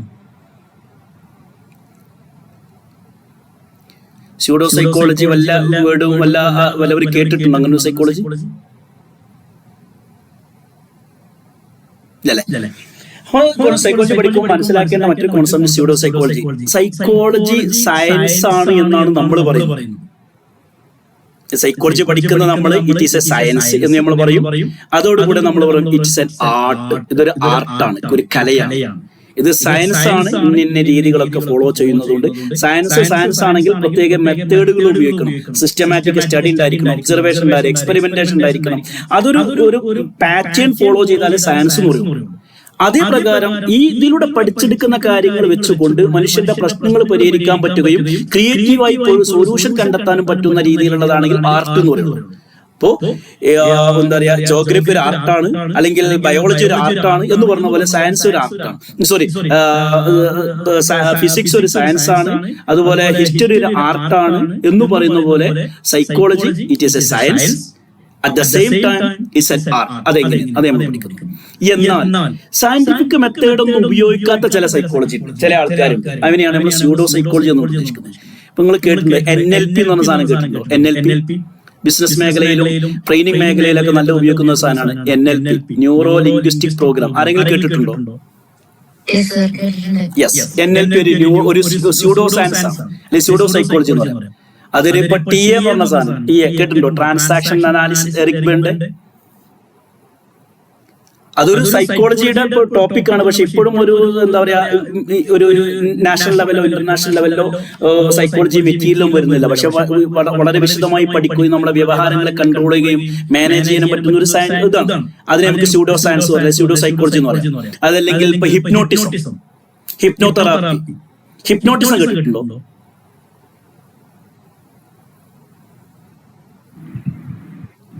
ഹിപ്നോട്ടിസം കേട്ടിട്ടുണ്ടെങ്കിൽ അതും സ്യൂഡോ സൈക്കോളജിയാണ്. അതല്ലെങ്കിൽ ഒരു ഒറിജിനൽ സൈക്കോളജി നമുക്ക് പറയാൻ പറ്റില്ല. അപ്പൊ സ്യൂഡോ സൈക്കോളജി എന്ന് പറഞ്ഞാൽ സയന്റിഫിക് മെത്തേഡുകളും സയന്റിഫിക് സ്ട്രാറ്റജികളും ഉപയോഗിക്കാതെ എന്തൊക്കെയോ ചെയ്ത് കൂട്ടിയിട്ട് എന്തൊക്കെയോ ഔട്ട്പുട്ട് ഉണ്ടാക്കുന്നതാണെങ്കിൽ അതിനെ നമുക്ക് സ്യൂഡോ സൈക്കോളജി എന്ന് പറയാം. അങ്ങനെ ഒരു സാധനം നമ്മൾ മനസ്സിലാക്കേണ്ടതുണ്ട് സൈക്കോളജി പഠിക്കുന്ന കുട്ടികൾ എന്ന രീതിയിൽ. അങ്ങനെ പറഞ്ഞാൽ സ്യൂഡോ സൈക്കോളജി ഉണ്ടെന്ന് മനസ്സിലാക്കും. അൺസയന്റിഫിക് സിസ്റ്റം റിസംബ്ലിംഗ് സൈക്കോളജി, സൈക്കോളജിയാണെന്ന് തോന്നിപ്പിക്കുന്ന രീതിയിലുള്ള സയന്റിഫിക് അല്ലാത്ത ചില സിസ്റ്റം. നേരത്തെ പറഞ്ഞു NLP, ന്യൂറോ ലിംഗ്വിസ്റ്റിക് പ്രോഗ്രാം എന്ന് പറഞ്ഞാൽ ഇപ്പോൾ നല്ല ഏറ്റവും കൂടുതൽ ഉപയോഗിക്കുന്ന സെയിൽസ് മേഖലയിലും മാർക്കറ്റിംഗ് മേഖലയിലും ട്രെയിനിങ്ങിലും ടീച്ചിങ്ങിലൊക്കെ ഉപയോഗിക്കുന്ന ഒരു മെത്തേഡാണ്. അത് സയൻസ് ആയിട്ട് അംഗീകരിച്ചിട്ടില്ല, പക്ഷെ സൈക്കോളജിയുടെ ഭാഗമായിട്ട് ആൾക്കാർ കാണും. അങ്ങനത്തെ നമ്മൾ പറയും സ്യൂഡോ സൈക്കോളജി എന്ന് പറയും. സ്യൂഡോ എന്ന് പറഞ്ഞാൽ എന്താണ്? ഓക്കെ, അടുത്തത് lack empirical evidence. Pseudo psychology എന്ന് പറയുമ്പോൾ അതിന്റെ പ്രത്യേകത വെച്ചാൽ അത് എംപിരിക്കൽ എവിഡൻസുകൾ ഉണ്ടാവില്ല. അത് സയന്റിഫിക്കലി പ്രൂവ് ചെയ്യാൻ പറ്റില്ല. സയന്റിഫിക്കലി പ്രൂവ് ചെയ്യുന്ന എക്സ്പെരിമെന്റൽ മെത്തേഡുകൾ ഉപയോഗിക്കുന്ന, സയൻസിന്റെ മെത്തേഡുകൾ ഉപയോഗിക്കുന്ന അതിനെ നമ്മൾ സയൻസ് എന്ന് പറയുള്ളൂ. എന്നാൽ ഇത് സയൻസ് പോലെ തോന്നിക്കുകയും മെത്തേഡ് ഫോളോ ചെയ്യുകയും അതിനെ നമ്മൾ സ്യൂഡോ സൈക്കോളജി എന്ന് പറയും. എക്സാമ്പിൾ ആസ്ട്രോളജി, ന്യൂമറോളജി, പാമിസ്റ്റ് നേരത്തെ നമ്മൾ പറഞ്ഞല്ലോ. ഇതൊക്കെ സ്യൂഡോ സൈക്കോളജിക്ക് ഉദാഹരണമാണ്. സൈക്കോളജി അല്ല, എന്നാൽ സൈക്കോളജി പോലെ ഗണിക്കുകയും പെരുമാറുകയും ചെയ്യുന്നു. എന്നാൽ അതും നിങ്ങൾ മനസ്സിലാക്കണം. നിങ്ങൾ പഠിക്കുന്ന സൈക്കോളജി സയന്റിഫിക് ആണ്, ആയിരിക്കണം, ആർട്ടാണ്, ആയിരിക്കണം, അതിന്റെ ക്യാരക്ടറിസ്റ്റിക് പഠിക്കണം. ഇനി അപ്പോൾ സൈക്കോളജി എന്താണെന്ന് ജസ്റ്റ് നമ്മൾ മനസ്സിലാക്കി. അത് രണ്ട് വേർഡാണ്, സൈക്ക് പ്ലസ് ലോഗോസ് എന്നുള്ളതും ഇങ്ങനെയൊക്കെ കാര്യങ്ങൾ മനസ്സിലാക്കി അല്ലെ. മനുഷ്യന്റെ പെരുമാറ്റങ്ങളും ഇന്റേണൽ പ്രോസസ്സും എക്സ്റ്റേണൽ പ്രോസസ്സും എല്ലാം മനസ്സിലാക്കുന്ന ഒരു പ്രത്യേക കോംപ്രഹെൻസീവ് ആയ ഒരു സയൻസ് ആണ് നമ്മൾ മനസ്സിലാക്കി. ഇനി science, psychology as a science of soul. ഈ സൈക്കോളജിയുടെ ഡെവലപ്മെന്റ് ഇങ്ങനെ പറയും. ഏത് വിഷയം പഠിക്കുമ്പോൾ നമ്മൾ ഡെവലപ്മെന്റ് പഠിക്കുക, അതിന്റെ ഒറിജിൻ എന്നായിരുന്നു, പിന്നെ ഏതെല്ലാം ഘട്ടങ്ങളിലൂടെ കടന്നുപോയെന്നുള്ളത്. ആദ്യകാലത്ത് അല്ലെങ്കിൽ സൈക്കോളജിയുടെ ഉത്ഭവം ശരിക്കും ഒരു ഫിലോസഫി എന്നാണ്. അപ്പൊ സയൻസിന്റെ ഒക്കെ തുടക്കം കാര്യമായിട്ട് ഫിലോസഫിയാണ്. പണ്ടുണ്ടായ കാര്യമായിട്ട് ഫിലോസഫിയാണ്. ഫിലോസഫി എന്ന് പറയുമ്പോൾ ഊഹങ്ങളും ചോദ്യങ്ങളും പിന്നെയും ചോദ്യാതെന്താ അങ്ങനെ ഇത് ഇങ്ങനെ കൂടെ അങ്ങനെ ചോദ്യങ്ങൾ ചോദിച്ചിട്ട് കൂടുതൽ ചിന്തിക്കുകയും ഉത്തരങ്ങൾ കണ്ടെത്തുകയും ഉത്തരം മുട്ടിക്കുകയും ചെയ്യുന്ന ഒരു പ്രത്യേക ശാസ്ത്രം മനസ്സിലാക്കിയത്. അത്ര മനസ്സിലാക്കിയത് ഇപ്പം അതിന്റെ ഒരു ഭാഗമായിരുന്നു സൈക്കോളജി. അതായത് എന്ന് നമ്മൾ ഫിസിക്സ്, കെമിസ്ട്രി, ബയോളജി എന്നൊക്കെ പറയുന്ന പോലെയുള്ള ഒരു സംഭവമല്ല, മറിച്ച് പണ്ട് എന്താ പറയാ ഫിലോസഫി എന്ന് പറയുന്ന അതിന്റെ ഒരു ഭാഗമായിട്ട്, ഫിലോസഫിയുടെ ഒരു ഭാഗമായിട്ടാണ് ഈ സോഷ്യോളജിയും സൈക്കോളജിയും ആന്ത്രോപോളജിയൊക്കെ പഠിച്ചിട്ടുണ്ട്. പിന്നെയാണ് ഇതൊക്കെ കുട്ടിയായിട്ട് വന്നത്. അപ്പൊ ഒന്നാം ഘട്ടം എന്താണ്? ഇതൊരു ഫിലോസഫിയുടെ ഭാഗമായി കണ്ടിരുന്ന ഒരു ഘട്ടം ഉണ്ടായിരുന്നു. അങ്ങനെ പറഞ്ഞാൽ അന്ന് ആ കാലത്ത് ഈ ഇരുവർ പറഞ്ഞതെന്ന് വെച്ചാൽ സൈക്കോളജി എന്ന് പറഞ്ഞാൽ സോളിനെ കുറിച്ചുള്ള പഠനമാണ്. ഫസ്റ്റ് ഫേസ് സൈക്കോളജി എന്ന് പറഞ്ഞാൽ സ്റ്റഡി അബൌട്ട് സോൾ. സോൾ എന്ന് പറഞ്ഞാൽ എന്താണ് അറിയോ? ആത്മാവല്ലേ? ആത്മാവ്. അപ്പൊ സൈക്കോളജി എന്തായിരിക്കും? ആത്മാവിനെ കുറിച്ച് പഠിക്കുക. ഫിലോസഫിയിൽ അങ്ങനെ ആത്മാവ് എന്ന് പറഞ്ഞാൽ എന്താ സംഭവം? ഫിലോസഫിയിൽ കാര്യമായിട്ട് കണ്ടെത്തലാണല്ലോ. മനുഷ്യൻ എന്ന് പറഞ്ഞാൽ എന്താണ്? മനുഷ്യന്റെ സത്ത എന്താണ്? മനുഷ്യന്റെ ആത്മാവ് ഇവിടെ കിടക്കുന്നു? ഇങ്ങനെ അന്വേഷിച്ച് കണ്ടെത്തലാണ്. അപ്പോ സയന്റിഫിക്കലി പ്രൂവ് ചെയ്യാൻ പറ്റാത്ത, എംപെരിക്കലി നമുക്ക് അനുഭവിക്കാൻ പറ്റാത്ത ഈ സോളിനെ കുറിച്ച് പഠിക്കുക എന്നുള്ളത് നമുക്ക് സ്വീകരിക്കാൻ പറ്റില്ല. അതുകൊണ്ട് ആ ഡെഫിനിഷൻ ഒഴിവാക്കി. അപ്പൊ പ്രൂവ് ചെയ്യാൻ പറ്റില്ല. ലാബിൽ വെച്ച് പരിശോധിക്കുകയോ പ്രൂവ് ചെയ്യാനോ സാധിക്കാത്ത, എംപെരിക്കലി പ്രൂവ് ചെയ്യാൻ പറ്റാത്ത, സയന്റിഫിക് മെത്തേഡ് ഉപയോഗിക്കാൻ പറ്റാത്തതായതുകൊണ്ട് ഈ ഡെഫിനിഷൻ നമ്മൾ ഒഴിവാക്കി. ആദ്യത്തെ അപ്പൊ എന്താണ്? റിജക്റ്റഡ്. സോൾ ആണ് എന്നുള്ള സയൻസ് സ്റ്റഡി അബൌട്ട് സോൾ എന്നുള്ളതിനെ നമ്മൾ റിജക്ട് ചെയ്തു due to lack of scientific measurability. Scientifically measure ചെയ്യാൻ പറ്റില്ല. നമ്മൾ ചൂടളക്കുന്നത് പോലെ അല്ലെ, അല്ലെങ്കിൽ പനി അളക്കുന്ന പോലെ, അല്ലെങ്കിൽ ഇത് തണുപ്പ് അളക്കുന്ന പോലെ അളന്ന് തിട്ടപ്പെടുത്തണം. ഇത്ര മീറ്റർ, ഇത്ര സെന്റിമീറ്റർ, ഇത്ര വിഡ്ത്, ഇത്ര ഹൈറ്റ്, ഫാരൻഹീറ്റ് എന്നൊക്കെ അങ്ങനെ ഒന്നും അളന്ന് തിട്ടപ്പെടുത്താൻ പറ്റില്ല. സോള് അതൊരു കോൺസെപ്റ്റാണ്, ഒരു സ്പിരിച്വൽ അല്ലെങ്കിൽ റിലീജിയസ് കോൺസെപ്റ്റ് അല്ലെങ്കിൽ ഉള്ളതാണ്. പക്ഷെ എങ്ങനെയാന്ന് പറയാൻ പറ്റില്ല. ഇപ്പൊ സയന്റിഫിക് മെത്തേഡ് ഉപയോഗിച്ച് പ്രൂവ് ചെയ്യാൻ പറ്റുന്നില്ല എന്നതുകൊണ്ട് ഈ ഡെഫിനിഷൻ സ്വീകാര്യമല്ല എന്ന് പറഞ്ഞിട്ട് എന്ത് ചെയ്തു? ഇത് നമ്മൾ തള്ളിക്കളി. അപ്പൊ ഒന്നാം ഘട്ടം എന്തായിരുന്നു? Study about soul. അത് ഫിലോസഫിയുടെ ഭാഗമായിരുന്നു. സയന്റിഫിക് മെത്തേഡ് ഉപയോഗിക്കാൻ പറ്റുന്നില്ല എന്നതുകൊണ്ട് ഈ ഡെഫിനിഷൻ നമ്മൾ എന്ത് ചെയ്തു? തള്ളിക്കളഞ്ഞു. പുതിയ ഡെഫിനിഷൻ വന്നു. രണ്ടാം സ്റ്റേജ് സൈക്കോളജിയുടെ രണ്ടാം ഘട്ടം. ഒന്നാം ഘട്ടം, രണ്ടാം ഘട്ടം സയൻസ് ഓഫ് മൈൻഡ്. മനസ്സിനെ കുറിച്ച് പഠിക്കുക. സൈക്കോളജി എന്ന് പറഞ്ഞാൽ എന്താണ്? Science of mind. മനുഷ്യ മനസ്സുകളെ കുറിച്ച് പഠിക്കലാണ്. അതായത് മനുഷ്യന്റെ മനസ്സിൽ നടക്കുന്ന മെന്റൽ പ്രോസസ്സുകൾ, ചിന്തകൾ, ആലോചനകൾ, വ്യവഹാരങ്ങൾ, ഈ ഇമോഷൻസ്, ഫീലിങ്സ്, ഇതൊക്കെ ഇതിനെ കുറിച്ചൊക്കെ പഠിച്ചാൽ മതി. അപ്പൊ എന്തായി? പുറത്തു കാണുന്ന നമ്മുടെ ആ കാട്ടിക്കൂട്ടുകളുടെ ബിഹേവിയർ അത് അവർ ഇഗ്നോർ ചെയ്തു. ഉള്ളിന്റെ ഉള്ളിൽ കിടക്കുന്ന ഇന്റേണൽ പ്രോസസ്സിലേക്കാണ് ഇവർ ഫോക്കസ് ചെയ്തത്. അത് തിട്ടപ്പെടുത്താനും അളക്കാനൊക്കെ പറ്റും. കറക്റ്റ് കൃത്യമായിട്ടല്ലെങ്കിലും അളന്ന് തിട്ടപ്പെടുത്താൻ പറ്റും, സയന്റിഫിക്കലി പഠിക്കാൻ പറ്റും. പക്ഷേ അതിൽ ഒറ്റക്കണ്ണായി. എന്തായത് എക്സ്റ്റേണൽ ആയിട്ടുള്ള ബിഹേവിയറിനെ ഇവർ ഇഗ്നോർ ചെയ്തു. അതുകൊണ്ട് ഈ ഡെഫിനിഷനും പൂർണ്ണമല്ല എന്നാണ് ഇതും തള്ളിക്കളഞ്ഞത്. ഒന്ന് സോളിനെ കുറിച്ച് പഠിക്കൽ അത് സയന്റിഫിക്കലി നമുക്ക് എംപരിക്കലി നമുക്ക് പ്രൂവ് ചെയ്യാൻ പറ്റാത്തതുകൊണ്ട് അത് ഒഴിവാക്കി. 2 മൈൻഡിനെ കുറിച്ച് പഠിക്കൽ, മെന്റൽ പ്രോസസ്സുകളെ കുറിച്ച് പഠിക്കൽ, ഇന്റേണൽ പ്രോസസ്സുകൾ മനസ്സിലാക്കുക എന്നുള്ളത് അത് നമ്മൾ സ്വീകരിച്ചു. പക്ഷെ അവിടെ ഒരു പ്രശ്നം വന്നു വെച്ചാൽ നമ്മുടെ എക്സ്റ്റേണൽ ആയിട്ടുള്ള ബിഹേവിയറുകൾ, നമ്മുടെ ആക്ടിവിറ്റീസ്, പെരുമാറ്റങ്ങൾ ഇതൊന്നും പഠിക്കുന്നില്ല, ഉൾക്കൊള്ളുന്നില്ല എന്നുകൊണ്ട് ഈ ഡെഫിനിഷനും ഇൻകംപ്ലീറ്റ് ആണ് അല്ലെങ്കിൽ ഇൻസഫിഷ്യന്റ് ആണെന്ന് പറഞ്ഞാൽ ഇതും തള്ളി. 2ാം ഘട്ടം. അപ്പൊ study about soul, study of mind. പിന്നെ നമ്മൾ 3ാം ഘട്ടത്തിലേക്ക് കടന്നു. സൈക്കോളജി എന്ന് പറഞ്ഞാൽ എന്താണ്? സയൻസ് ഓഫ് കോൺഷ്യസ്നസ്, ബോധത്തെ കുറിച്ച് പഠിക്കുക. ബോധമണ്ഡലം, ഉപബോധമണ്ഡലം, അങ്ങനെ സാധനങ്ങളൊക്കെ നിങ്ങൾ പഠിക്കാനുണ്ട് സൈക്കോളജിയിൽ പഠിക്കും. ഏതായാലും കോൺഷ്യസ്നസ്, ശരിക്കും ഉണർന്നിരിക്കുന്ന ഒരു അവസ്ഥ, കോൺഷ്യസ്നെസ്സിനെ കുറിച്ച്. അപ്പൊ ആത്മാവിനെ കുറിച്ചോ മനസ്സിനെ കുറിച്ചോ അല്ല, മറിച്ച് നമ്മുടെ ബോധം കൃത്യമായ ഉണർന്നിരിക്കുന്ന ഈ അവസ്ഥയെ കുറിച്ച് പഠിക്കലാണ് എന്നാണ് 3ാമത്തെ. ഓക്കെ, അപ്പൊ നമ്മുടെ അനുഭവങ്ങള്, നമുക്ക് ഓർമ്മയുള്ള കാര്യങ്ങള്, നമുക്ക് ചിന്തിച്ച് കണ്ടെത്താൻ പറ്റുന്നത്, ആലോചിച്ച് കണ്ടെത്താൻ പറ്റുന്നത്, ഇതിനെ കുറിച്ച് പഠിക്കലാണ് സൈക്കോളജി എന്ന് പറയുന്നത്. പക്ഷെ ഇതെന്താണ് പ്രശ്നം? എന്റെ ചിന്ത എന്താണെന്ന് നിങ്ങൾക്കറിയില്ല, നിങ്ങളുടെ ചിന്ത എന്താ എനിക്കറിയില്ല. ഓരോരുത്തരും ഓരോ തരത്തിലുള്ള ബോധങ്ങളായിരിക്കും ഉണ്ടാകുക. അപ്പൊ അത് സബ്ജക്റ്റീവാണ്. മാത്രമല്ല കോൺഷ്യസിനെ കുറിച്ച് പഠിക്കുക അറിയുമ്പോൾ അതിനേക്കാൾ വളരെ പ്രധാനപ്പെട്ട നമ്മളിൽ ഏറ്റവും കൂടുതൽ കിടക്കുന്ന അൺകോൺഷ്യസ് ആണ് സാധനങ്ങൾ. അതിനെ ഇഗ്നോർ ചെയ്യും. അപ്പൊ ഇതും കംപ്ലീറ്റ് ആയില്ല. നമ്മൾ സൈക്കോളജിയിൽ പിന്നെ പഠിക്കും, ഫ്ലൂയിഡിന്റെ തിയറിക്ക് പഠിക്കുമ്പോൾ പഠിക്കും conscious mind, sub conscious mind, unconscious mind. നമ്മുടെ മനസ്സിലെ 80% അല്ലെങ്കിൽ 90% അൺകോൺഷ്യസ് ആണ്. അതിന്റെ ഇടയിൽ 10% സബ് കോൺഷ്യസ് ഉള്ളൂ. അതിന്റെ മുകളിൽ കിടക്കുന്ന 10% 5% വളരെ ചുരുങ്ങിയ ഭാഗ്യ കോൺഷ്യസ് ഉള്ളൂ. നമ്മൾ പഠിക്കും. വലിയൊരു ഐസ് പാത്രത്തിലിട്ട് കഴിഞ്ഞാൽ കുറഞ്ഞ ഭാഗ്യം മേലെ കാണുള്ളൂ, ബാക്കിയൊക്കെ വെള്ളത്തിനടിയിലായിരിക്കും. ഇതുപോലെ മുകളിൽ കാണുന്ന ഈ സാധനം കോൺഷ്യസ് ഉള്ളൂ, ബാക്കി ആ വെള്ളത്തിലൂടെ പുറത്തിങ്ങനെ കാണുന്നത് സബ് കോൺഷ്യസ്, അടിയിൽ ആഴ്ന്നു കിടക്കുന്ന അൺകോൺഷ്യസ്. നമ്മൾ കുറെ പഠിക്കാനുണ്ട്. അപ്പോ കോൺഷ്യസിനെ കുറിച്ച് പഠിക്കലാണ് സൈക്കോളജി എന്നതാണ് 3ാം ഘട്ടം. പക്ഷെ ഇതും സ്വീകരിക്കാൻ പറ്റാതെ. കാരണം എന്താണ്? നമ്മുടെ മെന്റൽ പ്രോസസ്സിലുള്ള അല്ലെങ്കിൽ നമ്മുടെ ഏറ്റവും വലിയ പ്രധാനപ്പെട്ട കിടക്കുന്ന ഉള്ളിൽ കിടക്കുന്ന അൺകോൺഷ്യസ് ആയ, നമ്മൾ അറിയാതെ നമ്മൾ നിയന്ത്രിച്ചു കൊണ്ടിരിക്കുന്ന പല കാര്യങ്ങളും അവഗണിക്കപ്പെട്ടു എന്നതുകൊണ്ട് ഈ ഡെഫിനിഷൻ തള്ളിക്കളഞ്ഞു. അപ്പൊ എന്തായി? സൈക്കോളജി സോളിനെ കുറിച്ച് പഠിക്കലാന്ന് പറഞ്ഞു, മൈൻഡിനെ കുറിച്ച് പഠിക്കലാന്ന് പറഞ്ഞു, പിന്നെന്ത് പറഞ്ഞു? കോൺഷ്യസിനെ കുറിച്ച് പഠിക്കലായിരുന്നു. ഇതൊന്നും ശരിയല്ല. പിന്നെ 4ാം ഘട്ടത്തിലേക്ക് ഡെഫിനിഷൻ. സൈക്കോളജി ഇങ്ങനെ പുരോഗമിച്ച് വരികയാണ്. ഘട്ടങ്ങൾ കഴിഞ്ഞ് 19ാം നൂറ്റാണ്ട് ഉണ്ടാകുന്ന സമയത്ത് 19ാം നൂറ്റാണ്ടിലാണ് സൈക്കോളജി സ്റ്റഡി അബൌട്ട് ബിഹേവിയർ, പെരുമാറ്റത്തെ കുറിച്ച് പഠിക്കുന്നത്. നമ്മൾ ഡെഫിനിഷൻ പറയുന്നത് study about behaviour and mental process, internal external definition പഠിച്ചിട്ടുണ്ട് അല്ലെ. ബിഹേവിയറിനെ കുറിച്ച് പഠിക്കലാണ് സൈക്കോളജി എന്നൊരു ഘട്ടത്തിലേക്ക് എത്തി. ഈ ഒരു ഡെഫിനിഷൻ, ഈ ഒരു സാധനം ബിഹേവിയറിനെ കുറിച്ച് പഠിക്കലാണ് പ്യൂർ സൈക്കോളജി എന്നത് ആരാ പറയുന്നത്? J B. Watson, John B Watson, American psychologist ആയ ജെ.ബി. അതുകൊണ്ട് തന്നെ ബിഹേവിയറിസത്തിന്റെ പിതാവ് എന്ന പേരിൽ അറിയപ്പെടും. ഈ പോയിന്റ് പഠിച്ചിരിക്കണം, നെറ്റിലൊക്കെ ചോദിക്കുന്നതാണ്, അല്ലെങ്കിൽ PG എത്തുമ്പോൾ പറയുന്നത്. ബിഹേവിയറിസം എന്ന സൈക്കോളജിയിൽ ഒരു വലിയൊരു തത്വം വരാനുണ്ട്. അതിന്റെ പിതാവ്, ഫാദർ ഓഫ് ബിഹേവിയർ സൈക്കോളജിയാണ് ജെ.ബി. വാട്സൺ. ഇദ്ദേഹമാണ് സൈക്കോളജി എന്ന് പറഞ്ഞാല് മൈൻഡിനെ കുറിച്ചോ സോളിനെ കുറിച്ചോ കോൺഷ്യസോ അൺകോൺഷ്യസ് അല്ല, മറിച്ച് ബിഹേവിയർ, നമ്മുടെ പെരുമാറ്റങ്ങളെ കുറിച്ച് പഠിക്കുന്നത്. അഥവാ പ്രത്യക്ഷത്തിൽ കാണാൻ പറ്റുന്നതും അനുഭവിക്കാൻ പറ്റുന്നതും ഉപയോഗിക്കാനുള്ളതും റിസൾട്ട് ഉണ്ടാവുന്നതും അളന്നു തിട്ടപ്പെടുത്താൻ പറ്റുന്നതുമായ പ്രവർത്തനങ്ങൾ, വാക്കുകളാട്ടെ പ്രവർത്തനങ്ങളാട്ടെ ചാകട്ടിക്കൂട്ടൽ. ഇതിനും ഇവിടെ ഒബ്സർവബിൾ ആക്ഷൻ ആണ്. അപ്പൊ ഒരാൾ എന്തെങ്കിലും ചെയ്യുമ്പോൾ അയാൾ നിരീക്ഷിച്ചുകൊണ്ട് അയാൾ ഇങ്ങനെയാണ് ഇങ്ങനെയാണെന്നൊക്കെ പറയുന്നത് സൈക്കോളജി കുറെ മെത്തേഡുകൾ ഉപയോഗിക്കും. ബിഹേവിയർ സയൻസ് ഒക്കെ പഠിക്കാനാണ്. അപ്പോ ഈ ഒരു ഡെഫിനിഷൻ വന്നപ്പോ ഇവിടെ എന്ത് ചെയ്തു? നമ്മള് മെന്റൽ പ്രോസസ്സുകളും അത് കൂടി ഉൾപ്പെടുത്തി. അപ്പോ ബിഹേവിയർ പ്ലസ് മെന്റൽ പ്രോസസ്സ് ഇത് രണ്ടും ഉൾപ്പെടുന്നതാണ് സൈക്കോളജി എന്നൊരു ഡെഫിനിഷനിലേക്ക് എത്തി.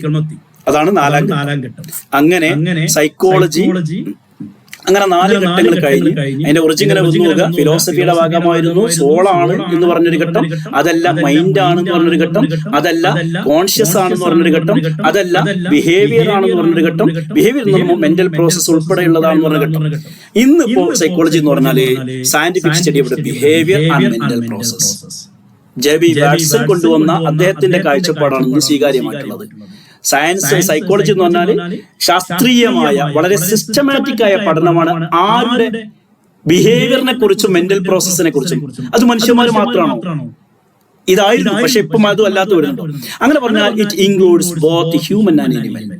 മനുഷ്യനെ കുറിച്ചും പഠിക്കും, മനുഷ്യരില്ലാത്ത മൃഗങ്ങളെ കുറിച്ച് നിങ്ങൾ പഠിക്കും. ബിഹേവിയർ സയൻസ് പഠിക്കുമ്പോൾ ഇവരൊക്കെ സ്കിന്നറുടെ തോണ്ടേക്കിനെ കുറിച്ച്, ജെൽ തോണ്ടേക്കിന്റെ അദ്ദേഹത്തിന്റെ പട്ടിയും മറ്റേ പൂച്ചയും പിന്നെ എലിയും ചിമ്പാൻസിയും ഇവരൊക്കെ റിസർച്ച് നടത്തിയിട്ടൊക്കെയാണ് പഠനങ്ങളെ കുറിച്ചും അതുപോലെ നമ്മുടെ പേഴ്സണാലിറ്റി ഡെവലപ്മെന്റിനെ കുറിച്ചൊക്കെ പറയുന്നത്. അതായത് ഹ്യൂമൻ ബിഹേവിയറും അനിമൽ ബിഹേവിയറും ഇതെല്ലാം പഠിക്കുന്നുണ്ട് ഇന്നത്തെ ഡെഫിനിഷൻസ് സൈക്കോളജി.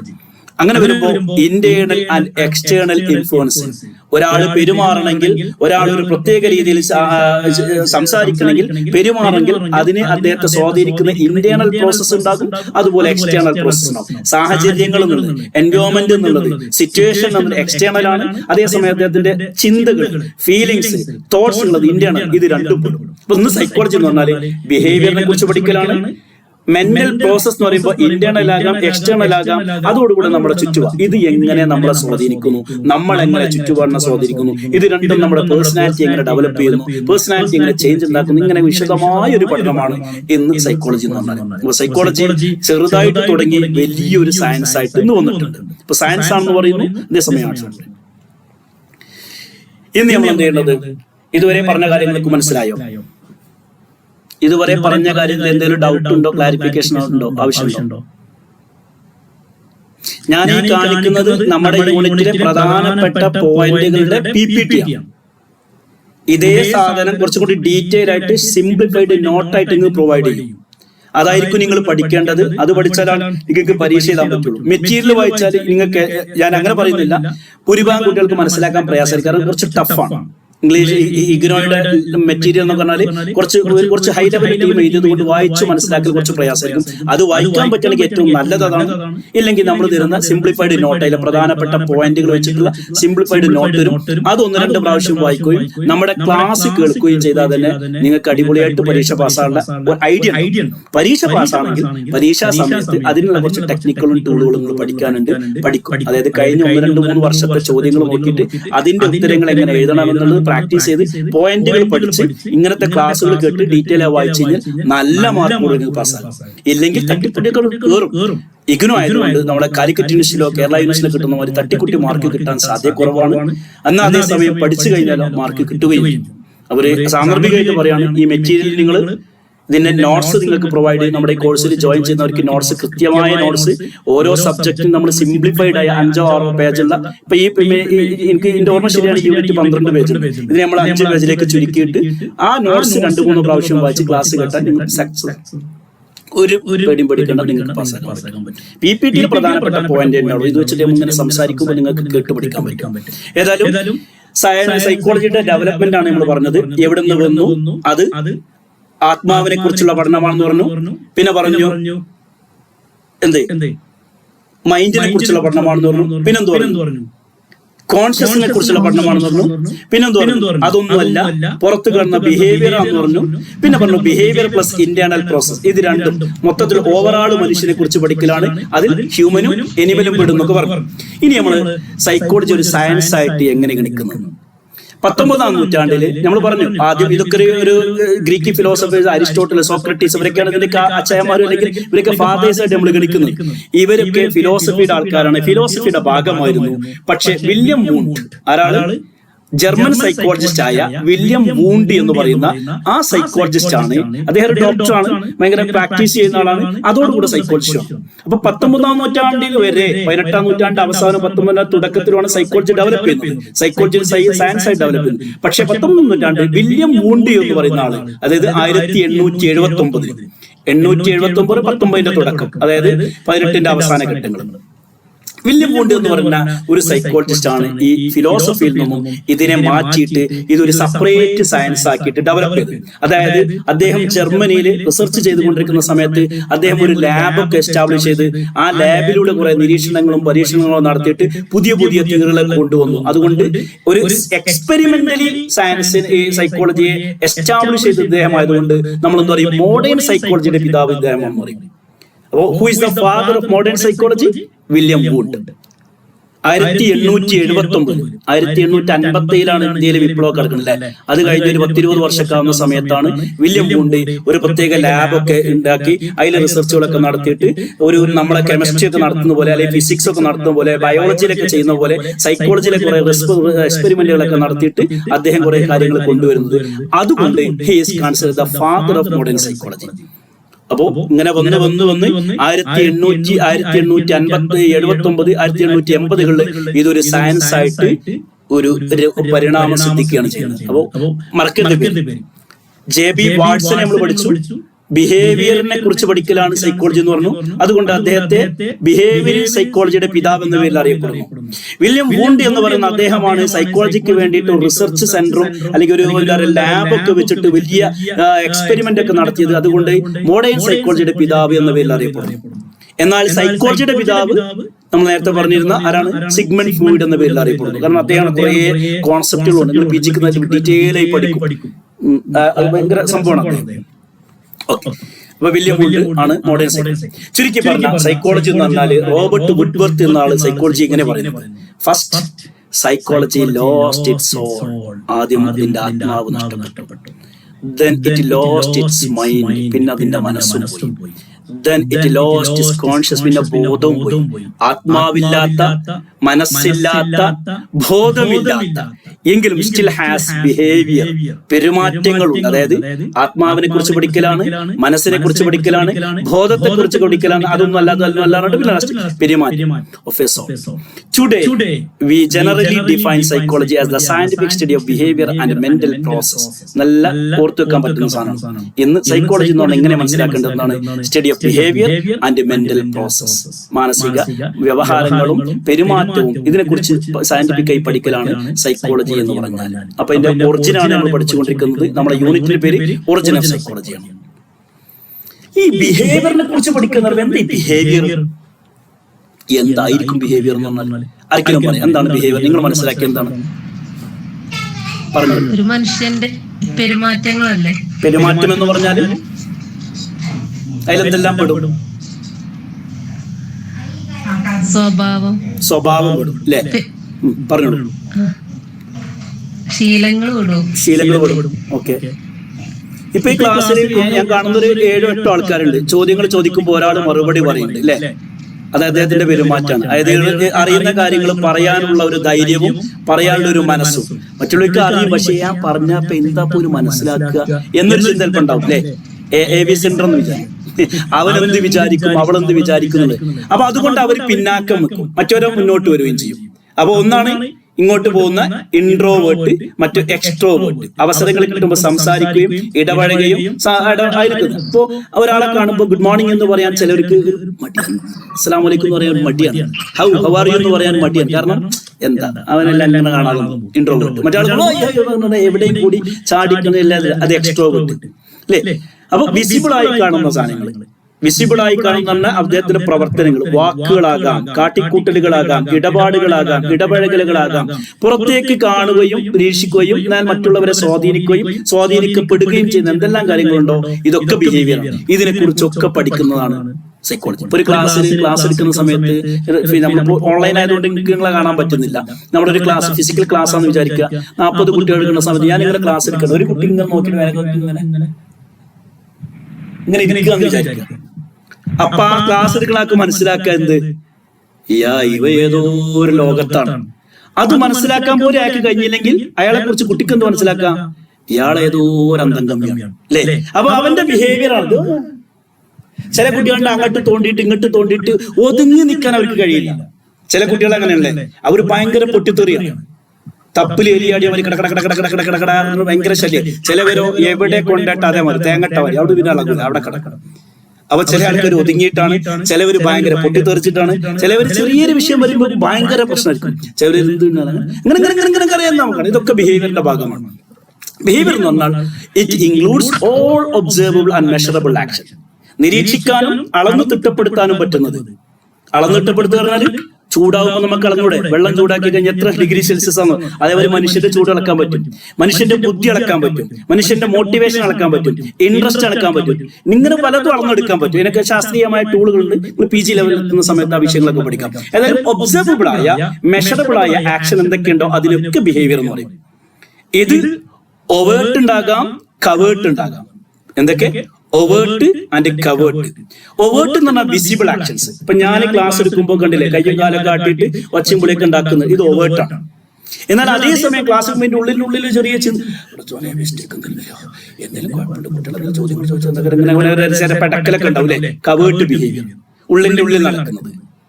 നിങ്ങൾ ഒരു മത്സരത്തിൽ പങ്കെടുക്കുന്ന ആൾക്കാരാന്ന് വിചാരിക്കുക. നിങ്ങൾ ഒരു പ്രസംഗ മത്സരമുണ്ട്, അല്ലെങ്കിൽ പാട്ട് മത്സരമുണ്ട്, പെർഫോം ചെയ്യാൻ വേണ്ടി നിൽക്കുക. പേര് വിളിക്കുമ്പോഴേക്ക് റബ്ബി ആലോചിച്ചുകൂടെ നമുക്കില്ലേ, വരാൻ കഴിയില്ല, എണീറ്റാണ് പൊന്തൂല, ഇനി വന്നാൽ തന്നെ കാലെടുത്ത് വെക്കാൻ കഴിയില്ല, സ്റ്റേജൊക്കെ എത്തിക്കഴിഞ്ഞാൽ ആകെ എന്തൊക്കെയോ ആകും, തലയിൽ കൂടെ എന്തൊക്കെയോ വരും. ഇതൊക്കെ ഉള്ളിൽ നടക്കുന്നത്. ഇതൊക്കെ കവേർട്ട് ബിഹേവിയർ ആണ്.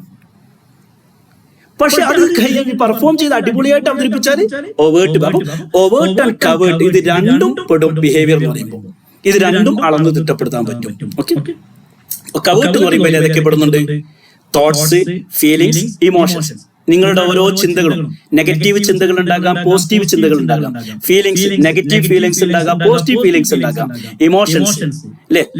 അപ്പോ ഇത് എന്താ പറയാ, ആലോചനകളും ചിന്തകളും നമ്മുടെ ഇമോഷൻ, എന്താ പറയാ, വികാരങ്ങളും, ഇതൊക്കെ ഈ സൈക്കോളജിയുടെ പഠന ഭാഗമാണ്. ഇതെല്ലാം പെടുന്നതാണ് ബിഹേവിയർ എന്ന് പറഞ്ഞാൽ. അപ്പൊ സയന്റിഫിക് സ്റ്റഡി ഓഫ് ബിഹേവിയർ എന്നാണ് scientific study of overt behaviour and covert behaviour, including thoughts, feelings, emotion. That's why we are saying study about mental process എന്ന് പറഞ്ഞു. അപ്പോ ബിഹേവിയറിനെ കുറിച്ച് കേട്ടോ, സൈക്കോളജി എന്താന്ന് പറഞ്ഞു, ബിഹേവിയറിലേക്ക് എത്തി. അങ്ങനെയാണ് തെങ്ങിനെ കുറിച്ച് പറയും, പിന്നെ കയറിനെ കുറിച്ച് പറയും, പിന്നെ പശുവിനെ കുറിച്ച് പറയും, കാളയെ കുറിച്ച് ഇങ്ങനെ പറഞ്ഞു ബിഹേവിയർ എന്താ. നമ്മുടെ ബിഹേവിയറിനെ സ്വാധീനിക്കുന്ന പല ഘടകങ്ങളുണ്ട്. നമ്മളെ ബിഹേവിയർ, നിങ്ങളുടെ പെരുമാറ്റം, എന്റെ പെരുമാറ്റത്തെ സ്വാധീനിക്കുന്ന എന്നിലുള്ള ചില ഘടകങ്ങളുണ്ട്, എന്റെ ചുറ്റുഭാഗത്തുള്ള ഘടകങ്ങളുണ്ട്. അപ്പൊ ഇൻഡിവിജ്വൽ ഫാക്ടേഴ്സ് ഉണ്ട്, സിറ്റുവേഷൻ ഫാക്ടേഴ്സ് ഉണ്ട്. അപ്പോൾ എന്റെ സ്വഭാവത്തെ അല്ലെങ്കിൽ നമ്മുടെ സ്വഭാവത്തെ സ്വാധീനിക്കുന്ന ഒരു influenced biological and psychological factors. നമ്മുടെ പെരുമാറ്റങ്ങൾ മിക്കവാറും നമ്മുടെ ബയോളജിക്കൽ ഫാക്ടേഴ്സും സൈക്കോളജിക്കൽ ഫാക്ടേഴ്സും. അങ്ങനെ പറഞ്ഞാൽ എന്റെ ബയോളജിക്കൽ ഫാക്ടേഴ്സ് എന്ന് പറയുമ്പോൾ എന്റെ ഹോർമോൺ വ്യവസ്ഥ, എന്റെ ബ്ലഡ്. ചില ആൾക്കാരുടെ ബ്ലഡ് ഭയങ്കര പെട്ടെന്ന് ദേഷ്യം പിടിക്കുന്ന, പെട്ടെന്ന് ഇമോഷണൽ ആകുന്ന ആൾക്കാരുണ്ടാവും. ഹോർമോൺ ഇതുപോലെ തന്നെ നമ്മുടെ HP ആക്സിസ് എന്നൊക്കെ പറയും, ഹൈപ്പോതലാമസ്, പിറ്റ്യൂട്ടറി, അങ്ങനെയുള്ള ആക്സിസ്, അഡ്രിനാലിൻ. ഇതൊക്കെ ചെറിയൊരു വിഷയം വരുമ്പോഴേക്ക് ആകെ പേടിച്ച് വെപ്രാളപ്പെടുന്നു. പരീക്ഷ എത്തി കഴിഞ്ഞാൽ പിന്നെ ഒക്കെ മറന്നു പോകുന്ന ആൾക്കാരുണ്ട് അല്ലേ?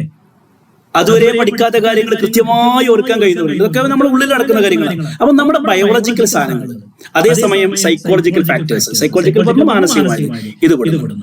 Environment and cultural influence. പലവരുടെയും പെരുമാറ്റത്തിൽ അവരുടെ സാഹചര്യം വലിയൊരു ഘടകമാണ്. അതുപോലെ തന്നെ കൾച്ചറൽ ഇൻഫ്ലുവൻസ്. നമ്മൾ ഏത് സമൂഹത്തിൽ വളരുന്നു, ഏത് കൾച്ചർ വളരുന്നു. ഇന്ത്യക്കാരനായതുകൊണ്ട് നമ്മുടെ സ്വഭാവത്തിൽ, നമ്മുടെ പെരുമാറ്റത്തിൽ ഇന്ത്യൻ കൾച്ചർ കാണാം. കേരളത്തിലേക്ക് വന്ന കേരളീയ കൾച്ചർ കാണാം. മുസ്ലിം കുടുംബത്തിലാകുമ്പോൾ മുസ്ലിം കൾച്ചർ കാണാൻ സാധിക്കും. അതന്നെ ട്രൈബലിലേക്ക് പോയി അങ്ങനെ ഉണ്ടാവും. ആദിവാസികളുടെ ഇടയിൽ പോയാൽ, കടപ്പുറത്തേക്ക് മുസ്ലാംമാർ എന്ന് പറയും അവർ. അപ്പൊ ഓരോ സംഘത്തിലും ഓരോ സമൂഹത്തിലും ഓരോ ഇതിലെത്തുമ്പോൾ അതിനനുസരിച്ചുള്ള കളർ, അതൊക്കെ നമ്മളെ പേഴ്സണാലിറ്റിയെ സ്വാധീനിക്കുന്നുണ്ട്. നമ്മുടെ പേഴ്സണാലിറ്റി അതിനെ സ്വാധീനിക്കുന്നുണ്ട്. മാത്രമല്ല നമ്മുടെ പേഴ്സണാലിറ്റിനെ സ്വാധീനിക്കുന്ന മറ്റൊരു ഘടകമാണ് പാസ്റ്റ് എക്സ്പീരിയൻസ്, നമ്മുടെ മുൻകാല അനുഭവം അല്ലെ. പണ്ടൊരിക്കല് ചെറിയൊരു നായ കടിച്ചു, അല്ലെങ്കിൽ നായ കുറച്ച് പേടിച്ചിട്ടുണ്ടെങ്കിൽ ഇപ്പൊ നായനൊക്കെ പേടിക്കും. കൂറെ പേടിക്കുന്നവരുണ്ട്. കൂറ ഒന്നും ചെയ്യൂല, പക്ഷെ കൂറ കണ്ടു കഴിഞ്ഞാൽ അട്ടഹസിക്ക് കൊച്ചുമുള്ള കൂറ ഒന്നും കഴിഞ്ഞാൽ പിന്നെ ആ ബാത്റൂമിലേക്ക് പോകില്ല, അടുക്കളയ്ക്ക് പോകില്ല. അങ്ങനത്തെ ആൾക്കാർ കൂറ ഒന്നും ചെയ്തിട്ടില്ല, ഒരു ധാരണയാണ്. അത് അവരുടെ പഴയ എക്സ്പീരിയൻസ് ആണ് അല്ലെ. പണ്ട് ഏതോ ഒരു പരീക്ഷയ്ക്ക് തോറ്റു, അതിന്റെ പേരിൽ ഇനി പരീക്ഷ ചെയ്താൽ റെഡിയല്ല. പണ്ട് ഒരു ബൈക്കുമെന്ന് വീണ് പല്ലോ കാലോ മുറിവായിട്ടുണ്ട്, പിന്നെ ബൈക്കുമ്പോൾ കയറില്ല. ഇങ്ങനെ പലരും. അപ്പൊ നമ്മുടെ എക്സ്പീരിയൻസ് നമ്മളെ സ്വാധീനിക്കുന്നു. അതുപോലെ തന്നെ നമ്മുടെ കൾച്ചറൽ ഇൻഫ്ലുവൻസ്. പിന്നെ അതുപോലെ തന്നെ മോട്ടിവേഷൻ എന്ന് പറഞ്ഞാൽ ഇപ്പോ നിങ്ങൾ എല്ലാവരും പ്ലസ് ടു കഴിഞ്ഞവരാണോ, അതോ ഡിഗ്രി പണ്ട് കഴിഞ്ഞവരാരെങ്കിലും ഉണ്ടോ?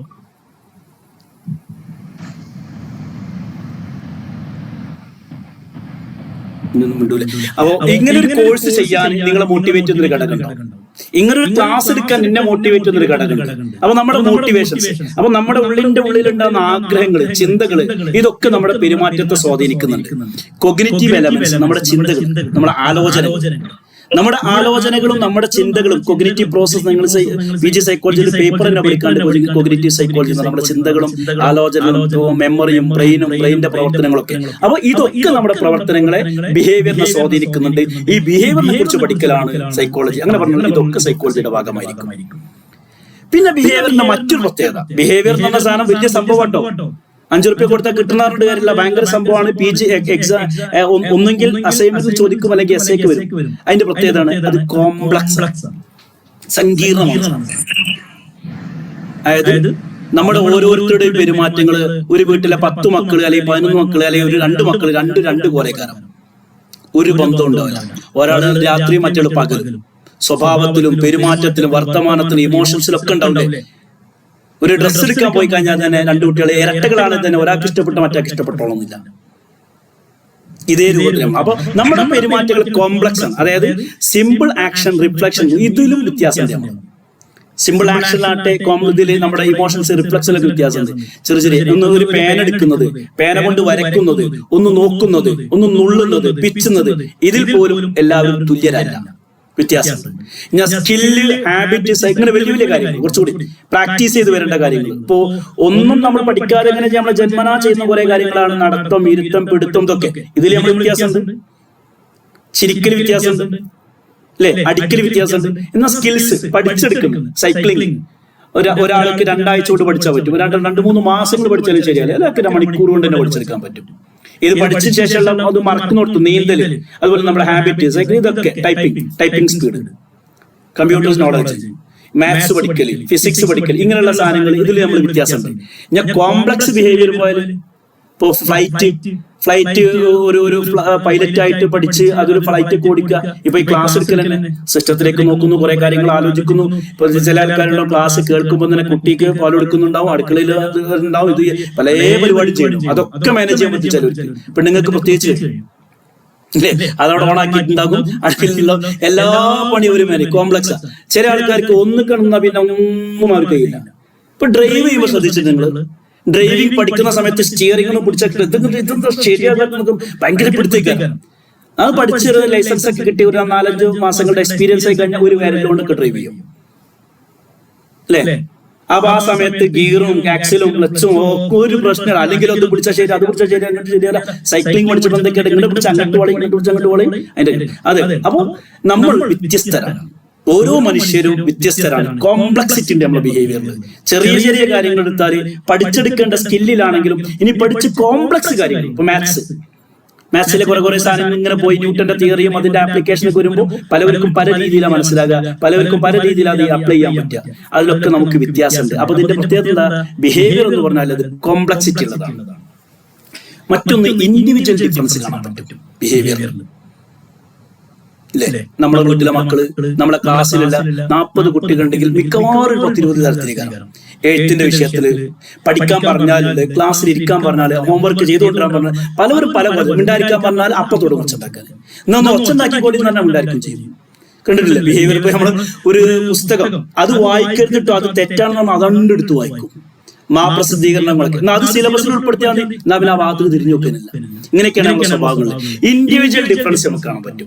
അങ്ങനെ പറഞ്ഞാൽ not to individual behave the same. രണ്ടാൾക്കാർ ഒരുപോലെ പെരുമാറില്ല. ഒരാൾ തന്നെ 2 സമയത്ത് 2 കോലത്തിൽ പെരുമാറും. ഒരു വിഷയം വന്നു കഴിഞ്ഞാൽ, ആദ്യത്തെ തർക്കം വന്നു കഴിഞ്ഞാൽ വീട്ടിലെ മക്കൾ പല രൂപത്തിലേക്കാണ്. ചിലർ കത്തിയെടുക്കും, കൈക്കോട്ടെടുക്കും, വെടിവാളെടുത്ത് ഒരു തൊഴിൽ ഭൂമിയല്ല, അതുകൊണ്ട് കൊണ്ടേക്കോട്ടെ, അയാളെ പാടായി, അങ്ങനെ ചിന്തിക്കുന്നവരുണ്ടോ? അത് പാടില്ല, അങ്ങനെയാണ് ഇങ്ങനെയാണ് അതിന്റെ രൂപത്തിലാണ്. Difference due to experience and ability. കഴിവിന്റെ വിഷയത്തില് എക്സ്പീരിയൻസ്, ആ ഒരു 10-20 വർഷത്തെ എക്സ്പീരിയൻസ് ആൾക്ക് ടൈപ്പിംഗ് സ്പീഡ് ഒക്കെ ഭയങ്കരമായിരിക്കും, കമ്പ്യൂട്ടർ നോളജ് ഒക്കെ നല്ലോണ്ടായിരിക്കും. ആ ഒരു വ്യത്യാസം. ഇനി എബിലിറ്റി, ചിലർക്ക് ന്യൂമറിക്കൽ സ്കില്ല് കൂടുതലായിരിക്കും, ചിലർക്ക് വിഷ്വലൈസേഷൻ കപ്പാസിറ്റി കൂടുതലായിരിക്കും. നല്ല വിഷ്വലൈസേഷൻ കപ്പാസിറ്റി ഉള്ള ആർക്ക് ഒരു മെസ്സേജ് പറഞ്ഞു കഴിഞ്ഞാൽ നല്ല അടിപൊളി ഫ്ലയർ ഉണ്ടാക്കും, നല്ല വീഡിയോ ഒക്കെ ഉണ്ടാക്കും. മറ്റാൾക്ക് എങ്ങനെ വരച്ചാലും മോന്തേകാരം, കാരണം അതിന്റെ ക്രിയേറ്റിവിറ്റി കുറവായിരിക്കും. അപ്പൊ പലവർക്കും പല രീതിയാണ്. പിന്നെ റിയാക്ഷൻസ് ടു സെയിം സിറ്റുവേഷൻ. ഒരു സിറ്റുവേഷൻ വന്നു കഴിഞ്ഞാൽ പലവരും പല രീതിയിൽ പെരുമാറും. എക്സാമ്പിൾ എടുക്കുകയാണെങ്കിൽ പരീക്ഷ, +2 എക്സാം ഒക്കെ നടക്കില്ല. ഇപ്പൊ കെമിസ്ട്രിന്റെ പരീക്ഷ, ആ ക്വസ്റ്റ്യൻ പേപ്പർ കിട്ടിക്കഴിഞ്ഞാൽ ചിലവർ മൊത്തത്തിൽ ബൾബ് പീസായി ബ്ലാങ്ക് ആയി പോകും, ഒന്നും ഓർമ്മ ഉണ്ടാവില്ല. അപ്പോ ചിലവരെന്തെയും ആ പേപ്പർ അവിടെ എഴുതി കൊടുന്ന് ഇവിടെ എഴുതി കൊടുന്ന് കയ്യിന്റെ ഉള്ളിൽ അവിടേക്ക് നോക്കും. ചിലർ ടീച്ചറോടൊന്ന് സംശയം കഴിഞ്ഞാൽ ടീച്ചർ അങ്ങോട്ട് പോകുമ്പോൾ പലവരും, ചിലർ അങ്ങോട്ടും നോക്കും, ചിലവർക്ക് പേപ്പർ മാറ്റി വെക്കും, ചിലവർ ഒന്നും എഴുതാതെ എണീറ്റു, ചിലവർ കരയാൻ തുടങ്ങും, അല്ലെ? ചിലവർ ചപിക്കണ്ടി കാട്ടക്കാട് ഇങ്ങനത്തെ ഒരു ക്വസ്റ്റ്യൻ വരുത്ത ആരിട്ടാണ്. ചിലവർ ടീച്ചറെ കുറ്റം പറയും, ചിലർ ഇതൊക്കെ സിലബസിന്റെ പുറത്താന്ന് പറയും. ചില കുട്ടികൾ എന്തൊരു ഭാഗ്യം പഠിച്ചെന്നെ വന്നിട്ടുള്ളൂ, അടിപൊളിയായിട്ട്. അപ്പൊ ഒരു വിഷയം, ഒരു സാഹചര്യം പലവരും പല രീതിയിലാണ് പെരുമാറും. നമ്മുടെ ഒരു പാട്ടുണ്ടല്ലോ ഇപ്പോഴത്തെ ATA പൂറ്റി എന്നൊക്കെ പറഞ്ഞ സാധനം കിട്ടിയില്ലേ, അതിനോട് എന്തെല്ലാം രീതിയിൽ പ്രതികരിച്ച ഓരോരുത്തർ ഇലക്ഷൻ വന്നപ്പോഴേക്ക് ആ പാട്ട് പല രൂപത്തിലെടുത്തു. ഇനി ഒരു ആക്സിഡന്റ് സംഭവിച്ചാൽ, നമ്മൾ റോഡിലൂടെ പോകുന്ന സമയത്ത് ഒരു ആക്സിഡന്റ് പറ്റിയിട്ട് അത് കാണുമ്പോഴേക്ക് ഓടുന്നവരുണ്ട്. ഹേയ് ഇവിടെ നിന്ന് കഴിഞ്ഞാൽ പ്രശ്നമൊന്നുമില്ല. ചിലരോ കാണുമ്പോഴേക്ക് ഓടിച്ചെന്ന് അവരെടുക്കും. ചിലവരിങ്ങനെ നോക്കിക്കും, ആഹാ എന്താ ഇപ്പൊ നടക്കണ, ഓ ചോര നല്ലോ ഒളിച്ചില്ലേ, ഭയങ്കര പ്രശ്നമായിട്ടോ, അങ്ങനെ പരിതപിക്കുന്നു, സിമ്പതി കാണിക്കും, അവിടെ ഇറങ്ങി വെക്കൂല. പലരും ഇങ്ങനെ അങ്ങനെ പല കോലത്തിലാണ് നമ്മൾ പെരുമാറുക. അപ്പോൾ ഇൻഡിവിജ്വൽ ഡിഫറൻസസ് നമുക്ക് കാണാൻ സാധിക്കും എന്നതാണ് അടുത്ത പോയിന്റ്. നമ്മുടെ ബിഹേവിയറിന്റെ മറ്റൊരു പ്രത്യേകത പറഞ്ഞാൽ ഗോൾ ഓറിയന്റഡ് ആണ് നമ്മുടെ ബിഹേവിയർ. നമ്മുടെ ഓരോ കാര്യങ്ങളും എന്തെങ്കിലും ലക്ഷ്യം വെച്ചിട്ടായിരിക്കും. ആ ലക്ഷ്യം ഒരുപക്ഷെ നല്ലതിനായിരിക്കാം, ഒരു കാര്യം ചെയ്തു തീർക്കാനായിരിക്കാം, അല്ലെങ്കിൽ മറ്റൊന്ന് രക്ഷപ്പെടാനായിരിക്കും. അല്ലെ, ചില കുട്ടികൾ പഠിക്കുന്നതിനാ നല്ലോണം പഠിച്ച് നല്ല മാർക്കെങ്കിൽ റാങ്ക് വാങ്ങും. ചില കുട്ടികൾ പഠിക്കുന്നു തോൽക്കാതിരിക്കാൻ. രണ്ടുപേരും പഠിക്കേണ്ട, ഒരാൾ തോൽക്കാതിരിക്കാനാണ് പഠിക്കുന്നത്, അടി കിട്ടാതിരിക്കാനാണ്. മറ്റാളോ നല്ല മാർക്ക് വാങ്ങി റാങ്ക് വാങ്ങാനാണ്. അപ്പൊ ചിലപ്പോ അച്ചീവ്മെന്റിനായിരിക്കാം, പലരും പ്രിവെന്റ് ചെയ്യാനായിരിക്കും. അപ്പൊ അപ്രോച്ച് ബിഹേവിയർ ഉണ്ട്. അങ്ങനെ പറഞ്ഞാൽ പുതിയ പുതിയ കാര്യങ്ങൾ നേടാൻ വേണ്ടി പഠിക്കും. അവോയ്ഡൻസ് ബിഹേവിയർ ഉണ്ട്. അത് ഡിസ്കംഫോർട്ട്, അടി കിട്ടും, വാപ്പാരൊന്ന് ചീത്തയൊക്കെ, പിന്നെ അത് ടീച്ചർ എന്തൊക്കെയാ പറയാ, അതുകൊണ്ട് കുഞ്ഞു ചെയ്തായിരിക്കാനും വയ്യ. അങ്ങനെ അല്ലെ, പലപ്പോഴും നമ്മൾ പല പരിപാടിയിലും പോലെ എന്താണ് മൂപ്പരെന്താ വിചാരിക്കുക, സംഭാവന കൊടുക്കൽ അങ്ങനെയല്ലേ, എന്താ ചെയ്യുന്ന നേരം എത്ര ആൾക്കാരെ കടക്കട്ടിൽ 10 രൂപ കൊടുക്കൂലേ, അയാൾ എന്താ വിചാരിക്കരുത് കൊടുക്കും, മറ്റേടോ കൊടുക്കും. അപ്പോൾ നമ്മളെ പ്രവർത്തനങ്ങൾ ഉണ്ടാവും പലപ്പോഴും പല രീതിയിലേക്ക്. അപ്പോൾ നമ്മൾ ചെയ്യുന്ന പ്രവർത്തനങ്ങൾ മിക്കവാറും ഗോൾ ഓറിയന്റഡ് ആണ്. ആ ഗോൾ എന്ന് പറയുമ്പോൾ അപ്രോച്ച് ബിഹേവിയർ ഉണ്ടാകാം, അവോയ്ഡൻസ് ബിഹേവിയർ ഉണ്ടായിരിക്കും. മറ്റൊരു നമ്മുടെ ബിഹേവിയർ, പെരുമാറ്റം നോക്കുന്ന ചേഞ്ചബിലിറ്റി ഉണ്ട് എന്നുള്ളതാണ്. അതേസമയം ചേഞ്ചബിലിറ്റി ഇല്ല, മറിച്ച് സ്റ്റെബിലിറ്റി ഉണ്ട് എന്നുള്ളതാണ്. നമ്മുടെ പെരുമാറ്റത്തിൽ ചേഞ്ചബിലിറ്റി, അതായത് വിരല് കടിച്ചു തുടങ്ങിയ ആൾക്കാരാണ് ചെറുപ്പത്തിലെ പാല് കുടിക്കുന്ന സമയത്ത് കൃത്യമായി പാല് കിട്ടാതെ ഉണ്ടാകുന്ന ഫ്ലൂയിഡ് വർഷം ഫിക്സേഷൻ എന്നൊക്കെ നിങ്ങൾ പഠിക്കും. സെക്ഷൽ ഡെവലപ്മെന്റിനെ കുറിച്ചൊക്കെ സൈക്കോ സെക്ഷൽ ഡെവലപ്മെന്റ് തിയറിയിൽ നിങ്ങൾ പഠിക്കും. Anal stage, phallic stage, oral stage, ആ സ്റ്റേജ് അതിൽ വിരലടിക്കുന്ന ആൾക്കാരുണ്ട്. അത് മാറ്റാൻ കഴിയാതെ വലുതാവുമ്പോഴും ഇങ്ങനെ അടിക്കണം. അത് കിട്ടിയില്ലെങ്കിൽ പിന്നെ കടലാസ് കടിക്കുക, കിട്ടിയതൊക്കെ കടിച്ചുകൊണ്ടിരിക്കുന്ന ആൾക്കാർ, അതൊരു ബിഹേവിയറാണ്.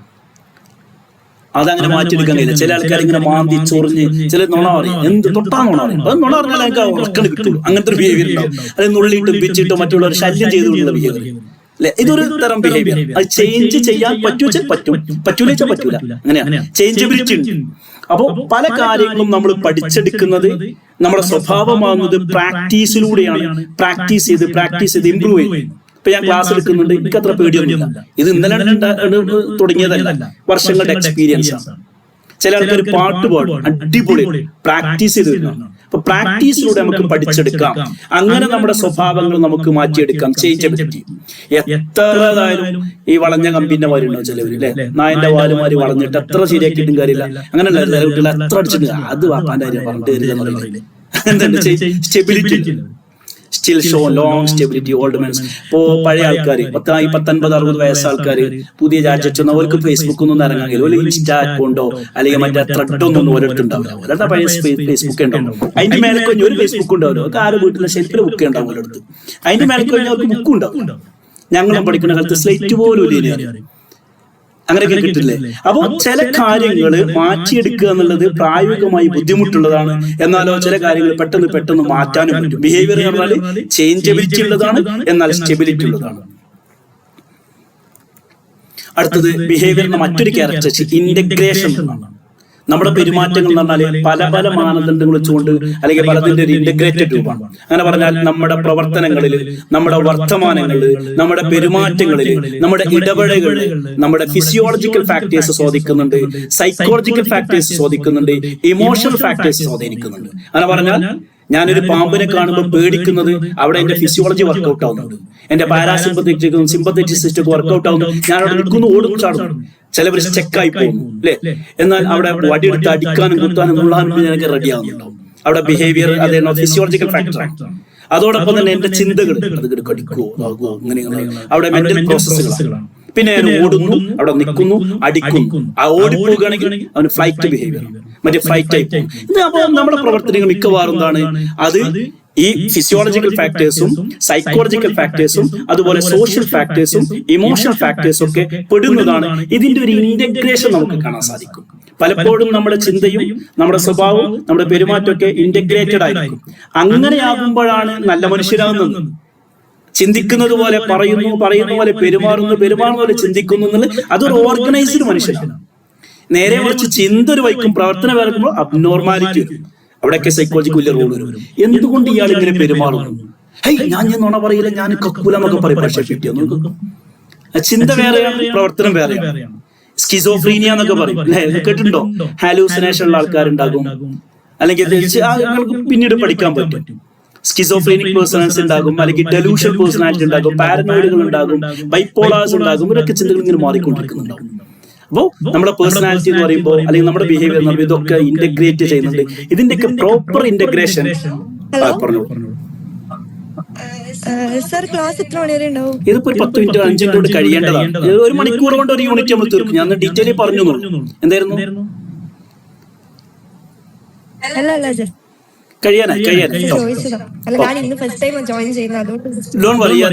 ഡെമോ ക്ലാസ് ആണ്. ഡെമോ ക്ലാസ് ആണ്. അതിന്റെ ബാക്കിയുള്ള കാര്യങ്ങൾക്ക് പേഴ്സണൽ ആയിട്ട് അല്ലെങ്കിൽ ഗ്രൂപ്പിലൂടെ ചോദിക്കാം കേട്ടോ. തുടങ്ങിയിട്ടുണ്ട്. ഏകദേശം ഒരു 1/2 മണിക്കൂർ 3/4 മണിക്കൂർ കഴിഞ്ഞു, സമയം കഴിഞ്ഞിട്ടുണ്ട്. ഇതിന്റെ റിക്കാർഡ് പ്രൊവൈഡ് ചെയ്യുന്നതായിരിക്കും. ഓക്കെ. അപ്പൊ പേഴ്സണാലിറ്റി എന്ന് പറഞ്ഞാൽ ഹയർ ഇന്റഗ്രേഷൻ. അപ്പൊ എത്രമാത്രം ഇന്റഗ്രേഷൻ ഉണ്ടോ അത്രയും ഇഫക്റ്റീവ് ആയിരിക്കും നമ്മുടെ ബിഹേവിയർ. എത്രമാത്രം, അഥവാ ചിന്തയെ കൺട്രോൾ ചെയ്യുകയും ആലോചിച്ച് ചിന്തിച്ച് അതിനനുസരിച്ച് പ്രത്യാഘാതങ്ങളൊക്കെ മനസ്സിലാക്കി പെരുമാറുന്ന ആൾക്കാരുണ്ടാവും. അത് ഭയങ്കരമാണ്. അതേസമയം ആലോചിപ്പ് എന്ത് സംഭവിക്കുന്നു ആലോചിക്കാതെ ചെറിയ കുട്ടികളൊക്കെ പെരുമാറുക. പലപ്പോഴും നമ്മൾ അങ്ങനെ ഒന്നാണ് കിട്ടിയാൽ പിന്നെ എന്തിനാ കിട്ടിയത്, എങ്ങനെയാണ് ആൾ നോക്കൂല, കിട്ടുന്നതിന് മുമ്പ് തന്നെ അടിക്കും അല്ലെ. റിയാക്റ്റീവ് ബിഹേവിയർ ഉണ്ടാവും. അതേസമയം റെസ്പോൺസീവ് ഉണ്ടായിരിക്കും. നമ്മൾ പലപ്പോഴും റെസ്പോൺസ് ആണ് വേണ്ടത്. ഭർത്താവ് ഒരു കാര്യം പറയുമ്പോൾ ഭാര്യ അതെന്ന് ആലോചിക്കണം, എന്തിനാണ് അങ്ങനെ പറഞ്ഞത്, എന്താണ് അങ്ങനെ ചൂടാല കാരണം എന്ന് ആലോചിച്ചിട്ട് റെസ്പോണ്ട് ചെയ്യുകയാണെങ്കിൽ വലിയ പ്രശ്നം ഉണ്ടാവില്ല. അതിന്റെ ആലോചിക്കുന്നതിന് മുമ്പ് നമ്മൾ റിയാക്ട് ചെയ്യും, അങ്ങനെ പ്രതികരിക്കും. അപ്പൊ ഇവിടുന്നു അങ്ങോട്ടും ഇങ്ങോട്ടും ഭയങ്കര ഫൈറ്റ്. പിന്നെ 1-ാം ലോകമായത് 2-ാം ലോകത്തും ഇങ്ങനെ സൈക്കോളജി ഡെവലപ്മെന്റ് പറഞ്ഞ കുടുംബത്തിൽ ഭയങ്കര ഡെവലപ്മെന്റ് ആയിരിക്കും. അത് റെസ്പോൺസ് ഇല്ലാതെ റിയാക്ട് ചെയ്യുന്നതുകൊണ്ടാണ്. ഇതൊക്കെ ഇന്റഗ്രേറ്റീവ് ബിഹേവിയർ നമ്മൾ പഠിക്കാം. അപ്പൊ സൈക്കോളജി എന്ന് പറഞ്ഞാൽ എന്താന്നുള്ളതും സൈക്കോളജിയുടെ കാഴ്ചപ്പാട് എവിടെയാണ് സൈക്കോളജി നോക്കുന്നൊക്കെ നമ്മൾ പറഞ്ഞു. അവസാനം പറഞ്ഞു ബിഹേവിയറിലേക്കാണ്. ബിഹേവിയർ എന്ന് എന്താ പറഞ്ഞു, ഇതിന്റെ ക്യാരക്ടറിസ്റ്റിക്കുകൾ മനസ്സിലാക്കി. ഇനി നമ്മൾ സൈക്കോളജി ഒരു സയൻസ് ആണോ അതല്ല ആർട്ടാണോ എന്നതിലേക്ക് പോകുന്നു. ഈ മെറ്റീരിയൽ ഈ യൂണിറ്റിലുള്ള ഭാഗങ്ങൾ ആസ് ഇറ്റ് ഈസ് അതിന്റെ ആ പാറ്റേൺ വെച്ച് പോകട്ടോ. ഇത് പെർഫെക്റ്റ് ആണല്ല, പക്ഷെ ആ യൂണിറ്റിലുള്ളത് കവർ ചെയ്യണം. മിക്കവാറും യൂണിറ്റിലെ ഭാഗങ്ങൾ ചോദിക്കുമ്പോൾ നിങ്ങൾക്ക് ഈ നോട്ട്സ് മതി. ഇത് PPT ആണ്, നോട്ട്സ് മതി. നോട്ട്സ് ഞാൻ പ്രൊവൈഡ് ചെയ്യും. സോറി. സൈക്കോളജി ഒരു സയൻസ് ആണോ അല്ലേ? കേട്ടില്ല, എന്താ പറഞ്ഞേ?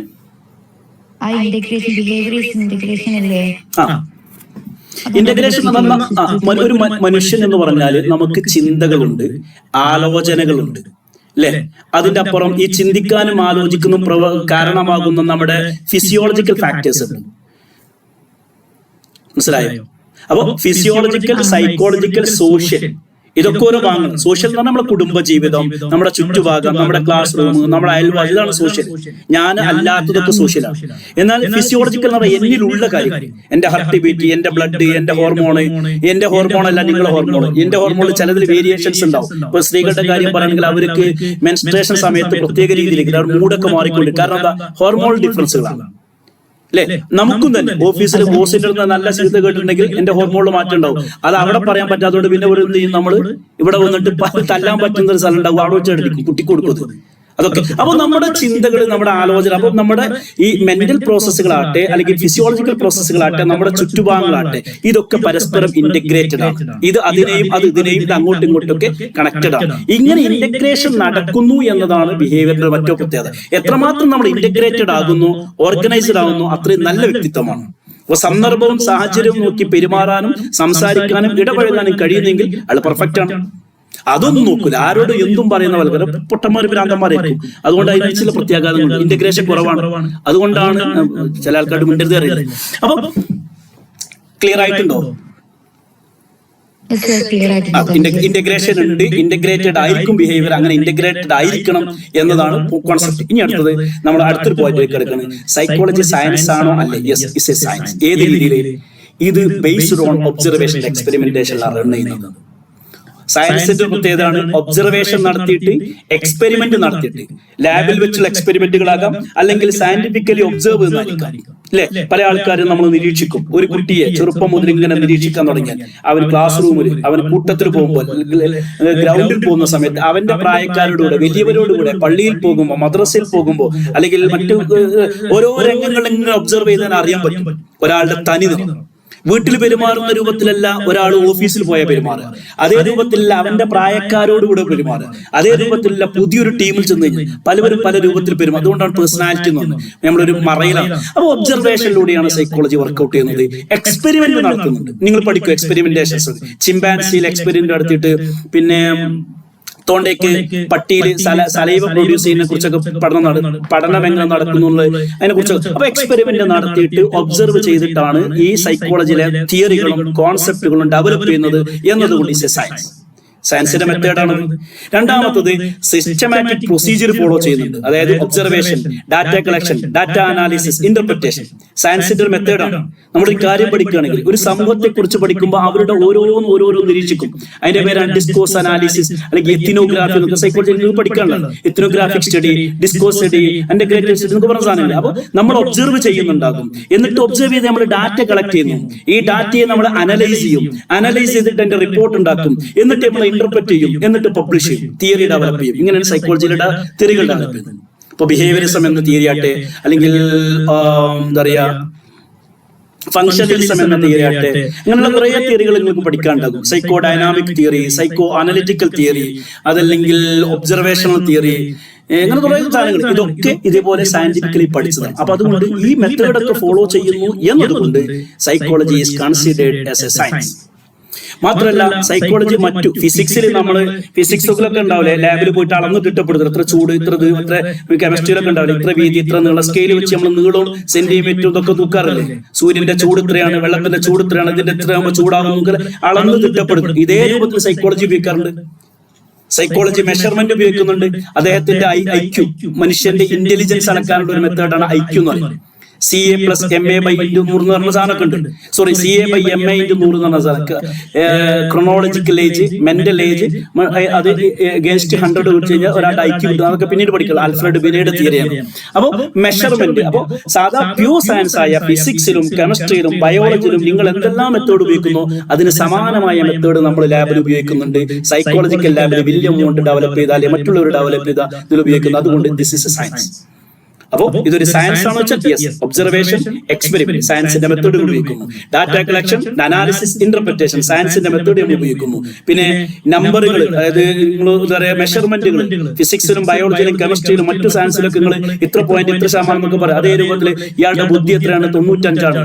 95 എന്ന് പറയുമ്പോൾ ആവറേജ് ബുദ്ധിയാണ്. 125, ഓ അയാൾ എക്സ്ട്രാ ബ്രില്യന്റ് ആണ്. 85 ആണ്, അയാൾ മെൻറൂൺ, അയാൾ പൊട്ടനാണ്. ഇന്ന് നമുക്ക് അളന്നു തിട്ടപ്പെടുത്താൻ പറ്റും. മോട്ടിവേഷൻ അളക്കാൻ പറ്റും, ഇൻട്രസ്റ്റ് അളക്കാൻ പറ്റും. ഇൻട്രസ്റ്റ് ഇൻവെന്ററി എന്ന് പറയും, മോട്ടിവേഷൻ ഇൻവെന്ററി എന്ന് പറയും. നമ്മുടെ ആറ്റിറ്റ്യൂഡ് അളക്കാൻ പറ്റും, നമ്മുടെ ആറ്റിറ്റ്യൂഡ് അളക്കാൻ പറ്റും. ഇങ്ങനെ പലതും അപ്പോൾ മെഷർമെന്റിന് ഉപയോഗിക്കുന്നുണ്ട്. That's why psychology is considered as a science like physics and biology, chemistry. ഇനി ഇതുവരെ പറഞ്ഞു നമുക്ക് സൈക്കോളജിക്ക് ഒരു ഓപ്പറേഷൻ ഡെഫിനിഷൻ കൊടുക്കാൻ പറ്റും. ഓപ്പറേഷൻ ഡെഫിനിഷൻ എന്ന് പറഞ്ഞാൽ ലാബിൽ കൊണ്ടുള്ള ഓപ്പറേഷൻ അല്ല, മറിച്ച് ഇതിന്റെ പ്രായോഗികമായ ഒരു ഡെഫിനിഷൻ കൊടുക്കാൻ പറ്റും. യെസ്, സൈക്കോളജിയിലെ പല കോൺസെപ്റ്റുകളും പ്രായോഗികമായിട്ട് നമുക്ക് ഡിഫൈൻ ചെയ്യാൻ പറ്റും. ഇന്റലിജൻസ് എന്ന് പറഞ്ഞാൽ എന്താണ്, മെമ്മറി എന്ന് പറഞ്ഞാൽ എന്താണ്, ആറ്റിറ്റ്യൂഡ് പറഞ്ഞാൽ എന്താണ്, ബിഹേവിയർ എന്ന് പറഞ്ഞാൽ എന്താണ്, അതിന് ഇങ്ങനെ ആ സന്ദർഭത്തിലും സാഹചര്യത്തിലും മറ്റും ഫിറ്റ് ആയ രൂപത്തിൽ നമുക്ക് ഡെഫിനിഷൻ കൊടുക്കാൻ പറ്റും. അതുകൊണ്ട് സൈക്കോളജി ഒരു ഓപ്പറേഷൻ ഡെഫിനിഷനുള്ള ഒരു സയൻസ് ആണ്. ഉദാഹരണം ലെങ്ത്. ഉദാഹരണം നമ്മൾ പറയും ലെങ്ത് അല്ലെ, ഇത്ര മീറ്റർ. ടെക്സ്റ്റൈൽസ് പോയിട്ട് പറയാൻ 3 മീറ്റർ ഷർട്ട് പീസ് എടുക്കിട്ടോ, അല്ലെങ്കിൽ 1.5 മീറ്റർ എടുക്കുക. നമ്മൾ ലെങ്ത് അളക്കുന്ന പോലെ നമ്മൾ ബുദ്ധി അളക്കാറുണ്ട്. ഇന്റലിജൻസ് മെഷേർഡ് ബൈ IQ ടെസ്റ്റിലൂടെ അളക്കാറുണ്ട്. അങ്ങനെ പറഞ്ഞാൽ ഇതൊക്കെ സയന്റിഫിക് ക്ലാരിറ്റി ഉള്ള ചില ടേംസുകളും ടെർമിനോളജിയും സൈക്കോളജിയിൽ ഉപയോഗിക്കുന്നുണ്ട്. അതുകൊണ്ട് ഇറ്റ്സ് എ സയൻസ്. ഇതൊരു ഓപ്പറേഷൻ ഡെഫിനിഷനും ഉള്ള ഒരു സയൻസ് ആണ്. ഇന്റലിജൻസ് പറഞ്ഞാൽ ഇങ്ങനെയൊക്കെ ചെയ്യുന്നതിന് ഇന്റലിജൻസ് ഒരു ഡെഫിനിഷൻ പഠിക്കാൻ പറ്റും. പേഴ്സണാലിറ്റി എന്ന് പറഞ്ഞാൽ ഇങ്ങനെയുള്ള പേഴ്സണാലിറ്റി എന്ന് പറയും. അപ്പൊ ഡെഫിനിഷനുള്ള വളരെ പ്യുവർ ആയ ഒരു സയൻസ് ആണ് സൈക്കോളജി. സൈക്കോളജി സയൻസ് ആണെന്ന് മാത്രമല്ല, ഇറ്റ്സ് എ ബിഹേവിയർ സയൻസ്. ഇതെന്താ പഠിക്കുന്നത്? അടുപ്പിൽ തീ വരുന്നതിനെ കുറിച്ചല്ല പഠിക്കുന്നത്, മനുഷ്യന്റെ മനസ്സിനെ കുറിച്ചും മനുഷ്യന്റെ പെരുമാറ്റങ്ങളെ കുറിച്ചും. ഇറ്റ്സ് എ ബിഹേവിയർ സയൻസിന്റെ പാർട്ടാണ്. അങ്ങനെ പറഞ്ഞാൽ it studies complex and dynamic behaviour. മനുഷ്യന്റെ സങ്കീർണമായ പ്രവർത്തനങ്ങൾ എന്നാണ്. ഒരു മനുഷ്യനെ കുറിച്ച് നമുക്ക് പ്രെഡിക്റ്റബിൾ, അവർ നാളെ അങ്ങനെ പറയും, ഇങ്ങനെ പോയി അവരിങ്ങനെയാവുന്ന നമുക്ക് പ്രെഡിക്റ്റബിൾ ആകാതിരിക്കാം. ഈ സ്വഭാവങ്ങളൊക്കെ കാണിക്കുന്നതുകൊണ്ട് ഇങ്ങനെ സാഹചര്യത്തിലാകുന്നത് മിക്കവാറും 2 വർഷം കഴിഞ്ഞാൽ അവർ ഇങ്ങനെയാകുന്നത് നമുക്ക് പ്രെഡിക്റ്റ് ചെയ്യാം. പറഞ്ഞ മാതിരി ആകാതിരിക്കാം. കാരണം അതല്ലാത്ത പല ഫാക്ടേഴ്സും അദ്ദേഹത്തെ സ്വാധീനിച്ച് അയാൾ മാറാതിരിക്കാം.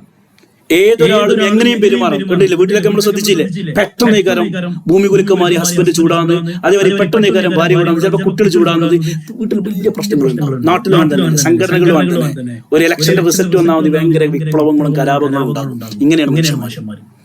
കോംപ്ലക്സ് ആണ്, ഡൈനാമിക് ആണ്. ഇതിനെ കുറിച്ചൊക്കെ സൈക്കോളജി പഠിക്കുന്നത്, അവരുടെ ബിഹേവിയർ സയൻസിന്റെ സൈക്കോളജി പ്രത്യേകത എന്താ? ഇത് യങ്ങസ്റ്റ് അമംഗ് ദി സയൻസ് എന്ന് പറയും.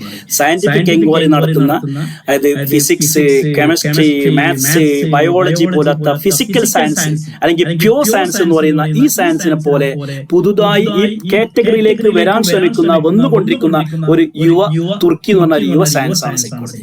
ബിഹേവിയറിനെ കുറിച്ച് പഠിക്കുന്ന മോഡേൺ സയൻസ് ആണ്.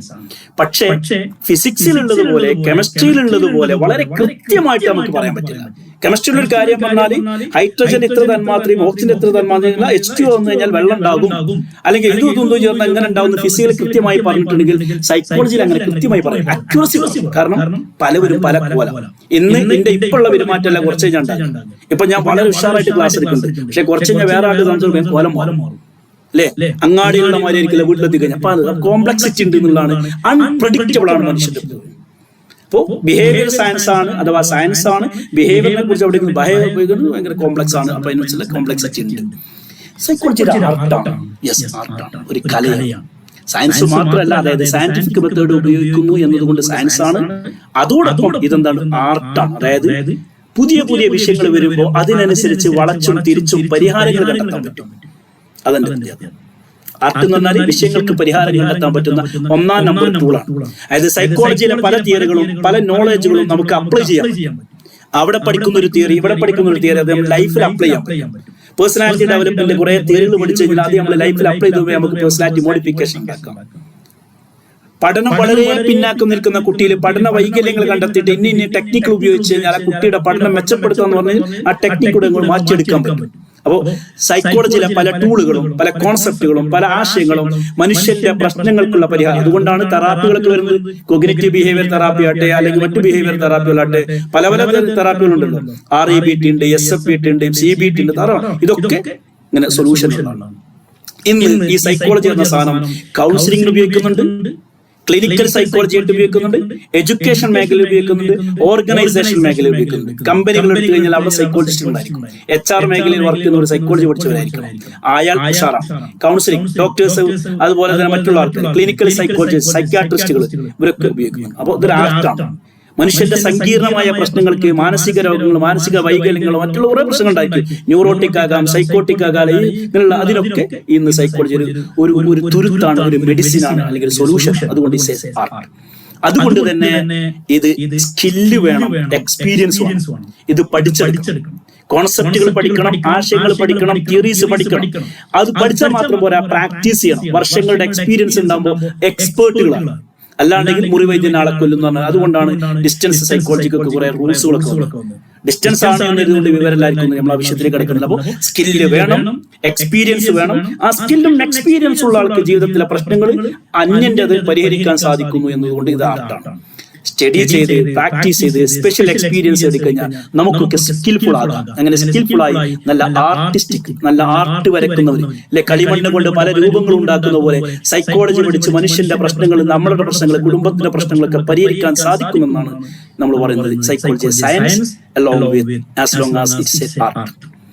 ചുരുക്കി പറഞ്ഞാൽ നമ്മൾ ഇതിലാകെ പഠിച്ചത് സൈക്കോളജി എന്ന് പറഞ്ഞാല് ആദ്യം ആത്മാവിനെ കുറിച്ച് പഠിക്കുന്ന ആൾ പഠിച്ചു, പിന്നെ പറഞ്ഞു മൈൻഡിനെ കുറിച്ച് പഠിക്കുന്നതാണ്, പിന്നെ പറഞ്ഞു കോൺഷ്യസിനെ കുറിച്ച് പഠിക്കുന്നതാണ്, പിന്നെ പറഞ്ഞു ഇതിനൊക്കെ അപ്പുറം ബിഹേവിയർ അഥവാ ഇന്റേണൽ ആൻഡ് എക്സ്റ്റേണൽ പ്രോസസ്സുകളെ കുറിച്ച് പഠിക്കുന്നതാണ്.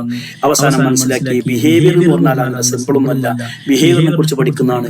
അങ്ങനെ പഠനം നടത്താൻ ലാബുകളും ലബോറട്ടറികളും എക്സ്പെരിമെന്റുകളും നടത്തി. അങ്ങനെ മോഡേൺ സൈക്കോളജിയുടെ പിതാവായിട്ട് വില്യം വൂണ്ട് വന്ന 1870 ഫസ്റ്റ് ലാബ് എസ്റ്റാബ്ലിഷ് ചെയ്തു. സൈക്കോളജി എന്ന് പറഞ്ഞാൽ നമ്മൾ ആകെ പഠിച്ചത് ബിഹേവിയർ ആൻഡ് മെന്റൽ പ്രോസസ്സുകളെ കുറിച്ചുള്ള പഠനമാണ്. ബിഹേവിയർ എന്ന് പറഞ്ഞാൽ goal directed and goal oriented ഒരു പെരുമാറ്റമാണ്, ഇന്റഗ്രേറ്റഡ് പെരുമാറ്റമാണ്.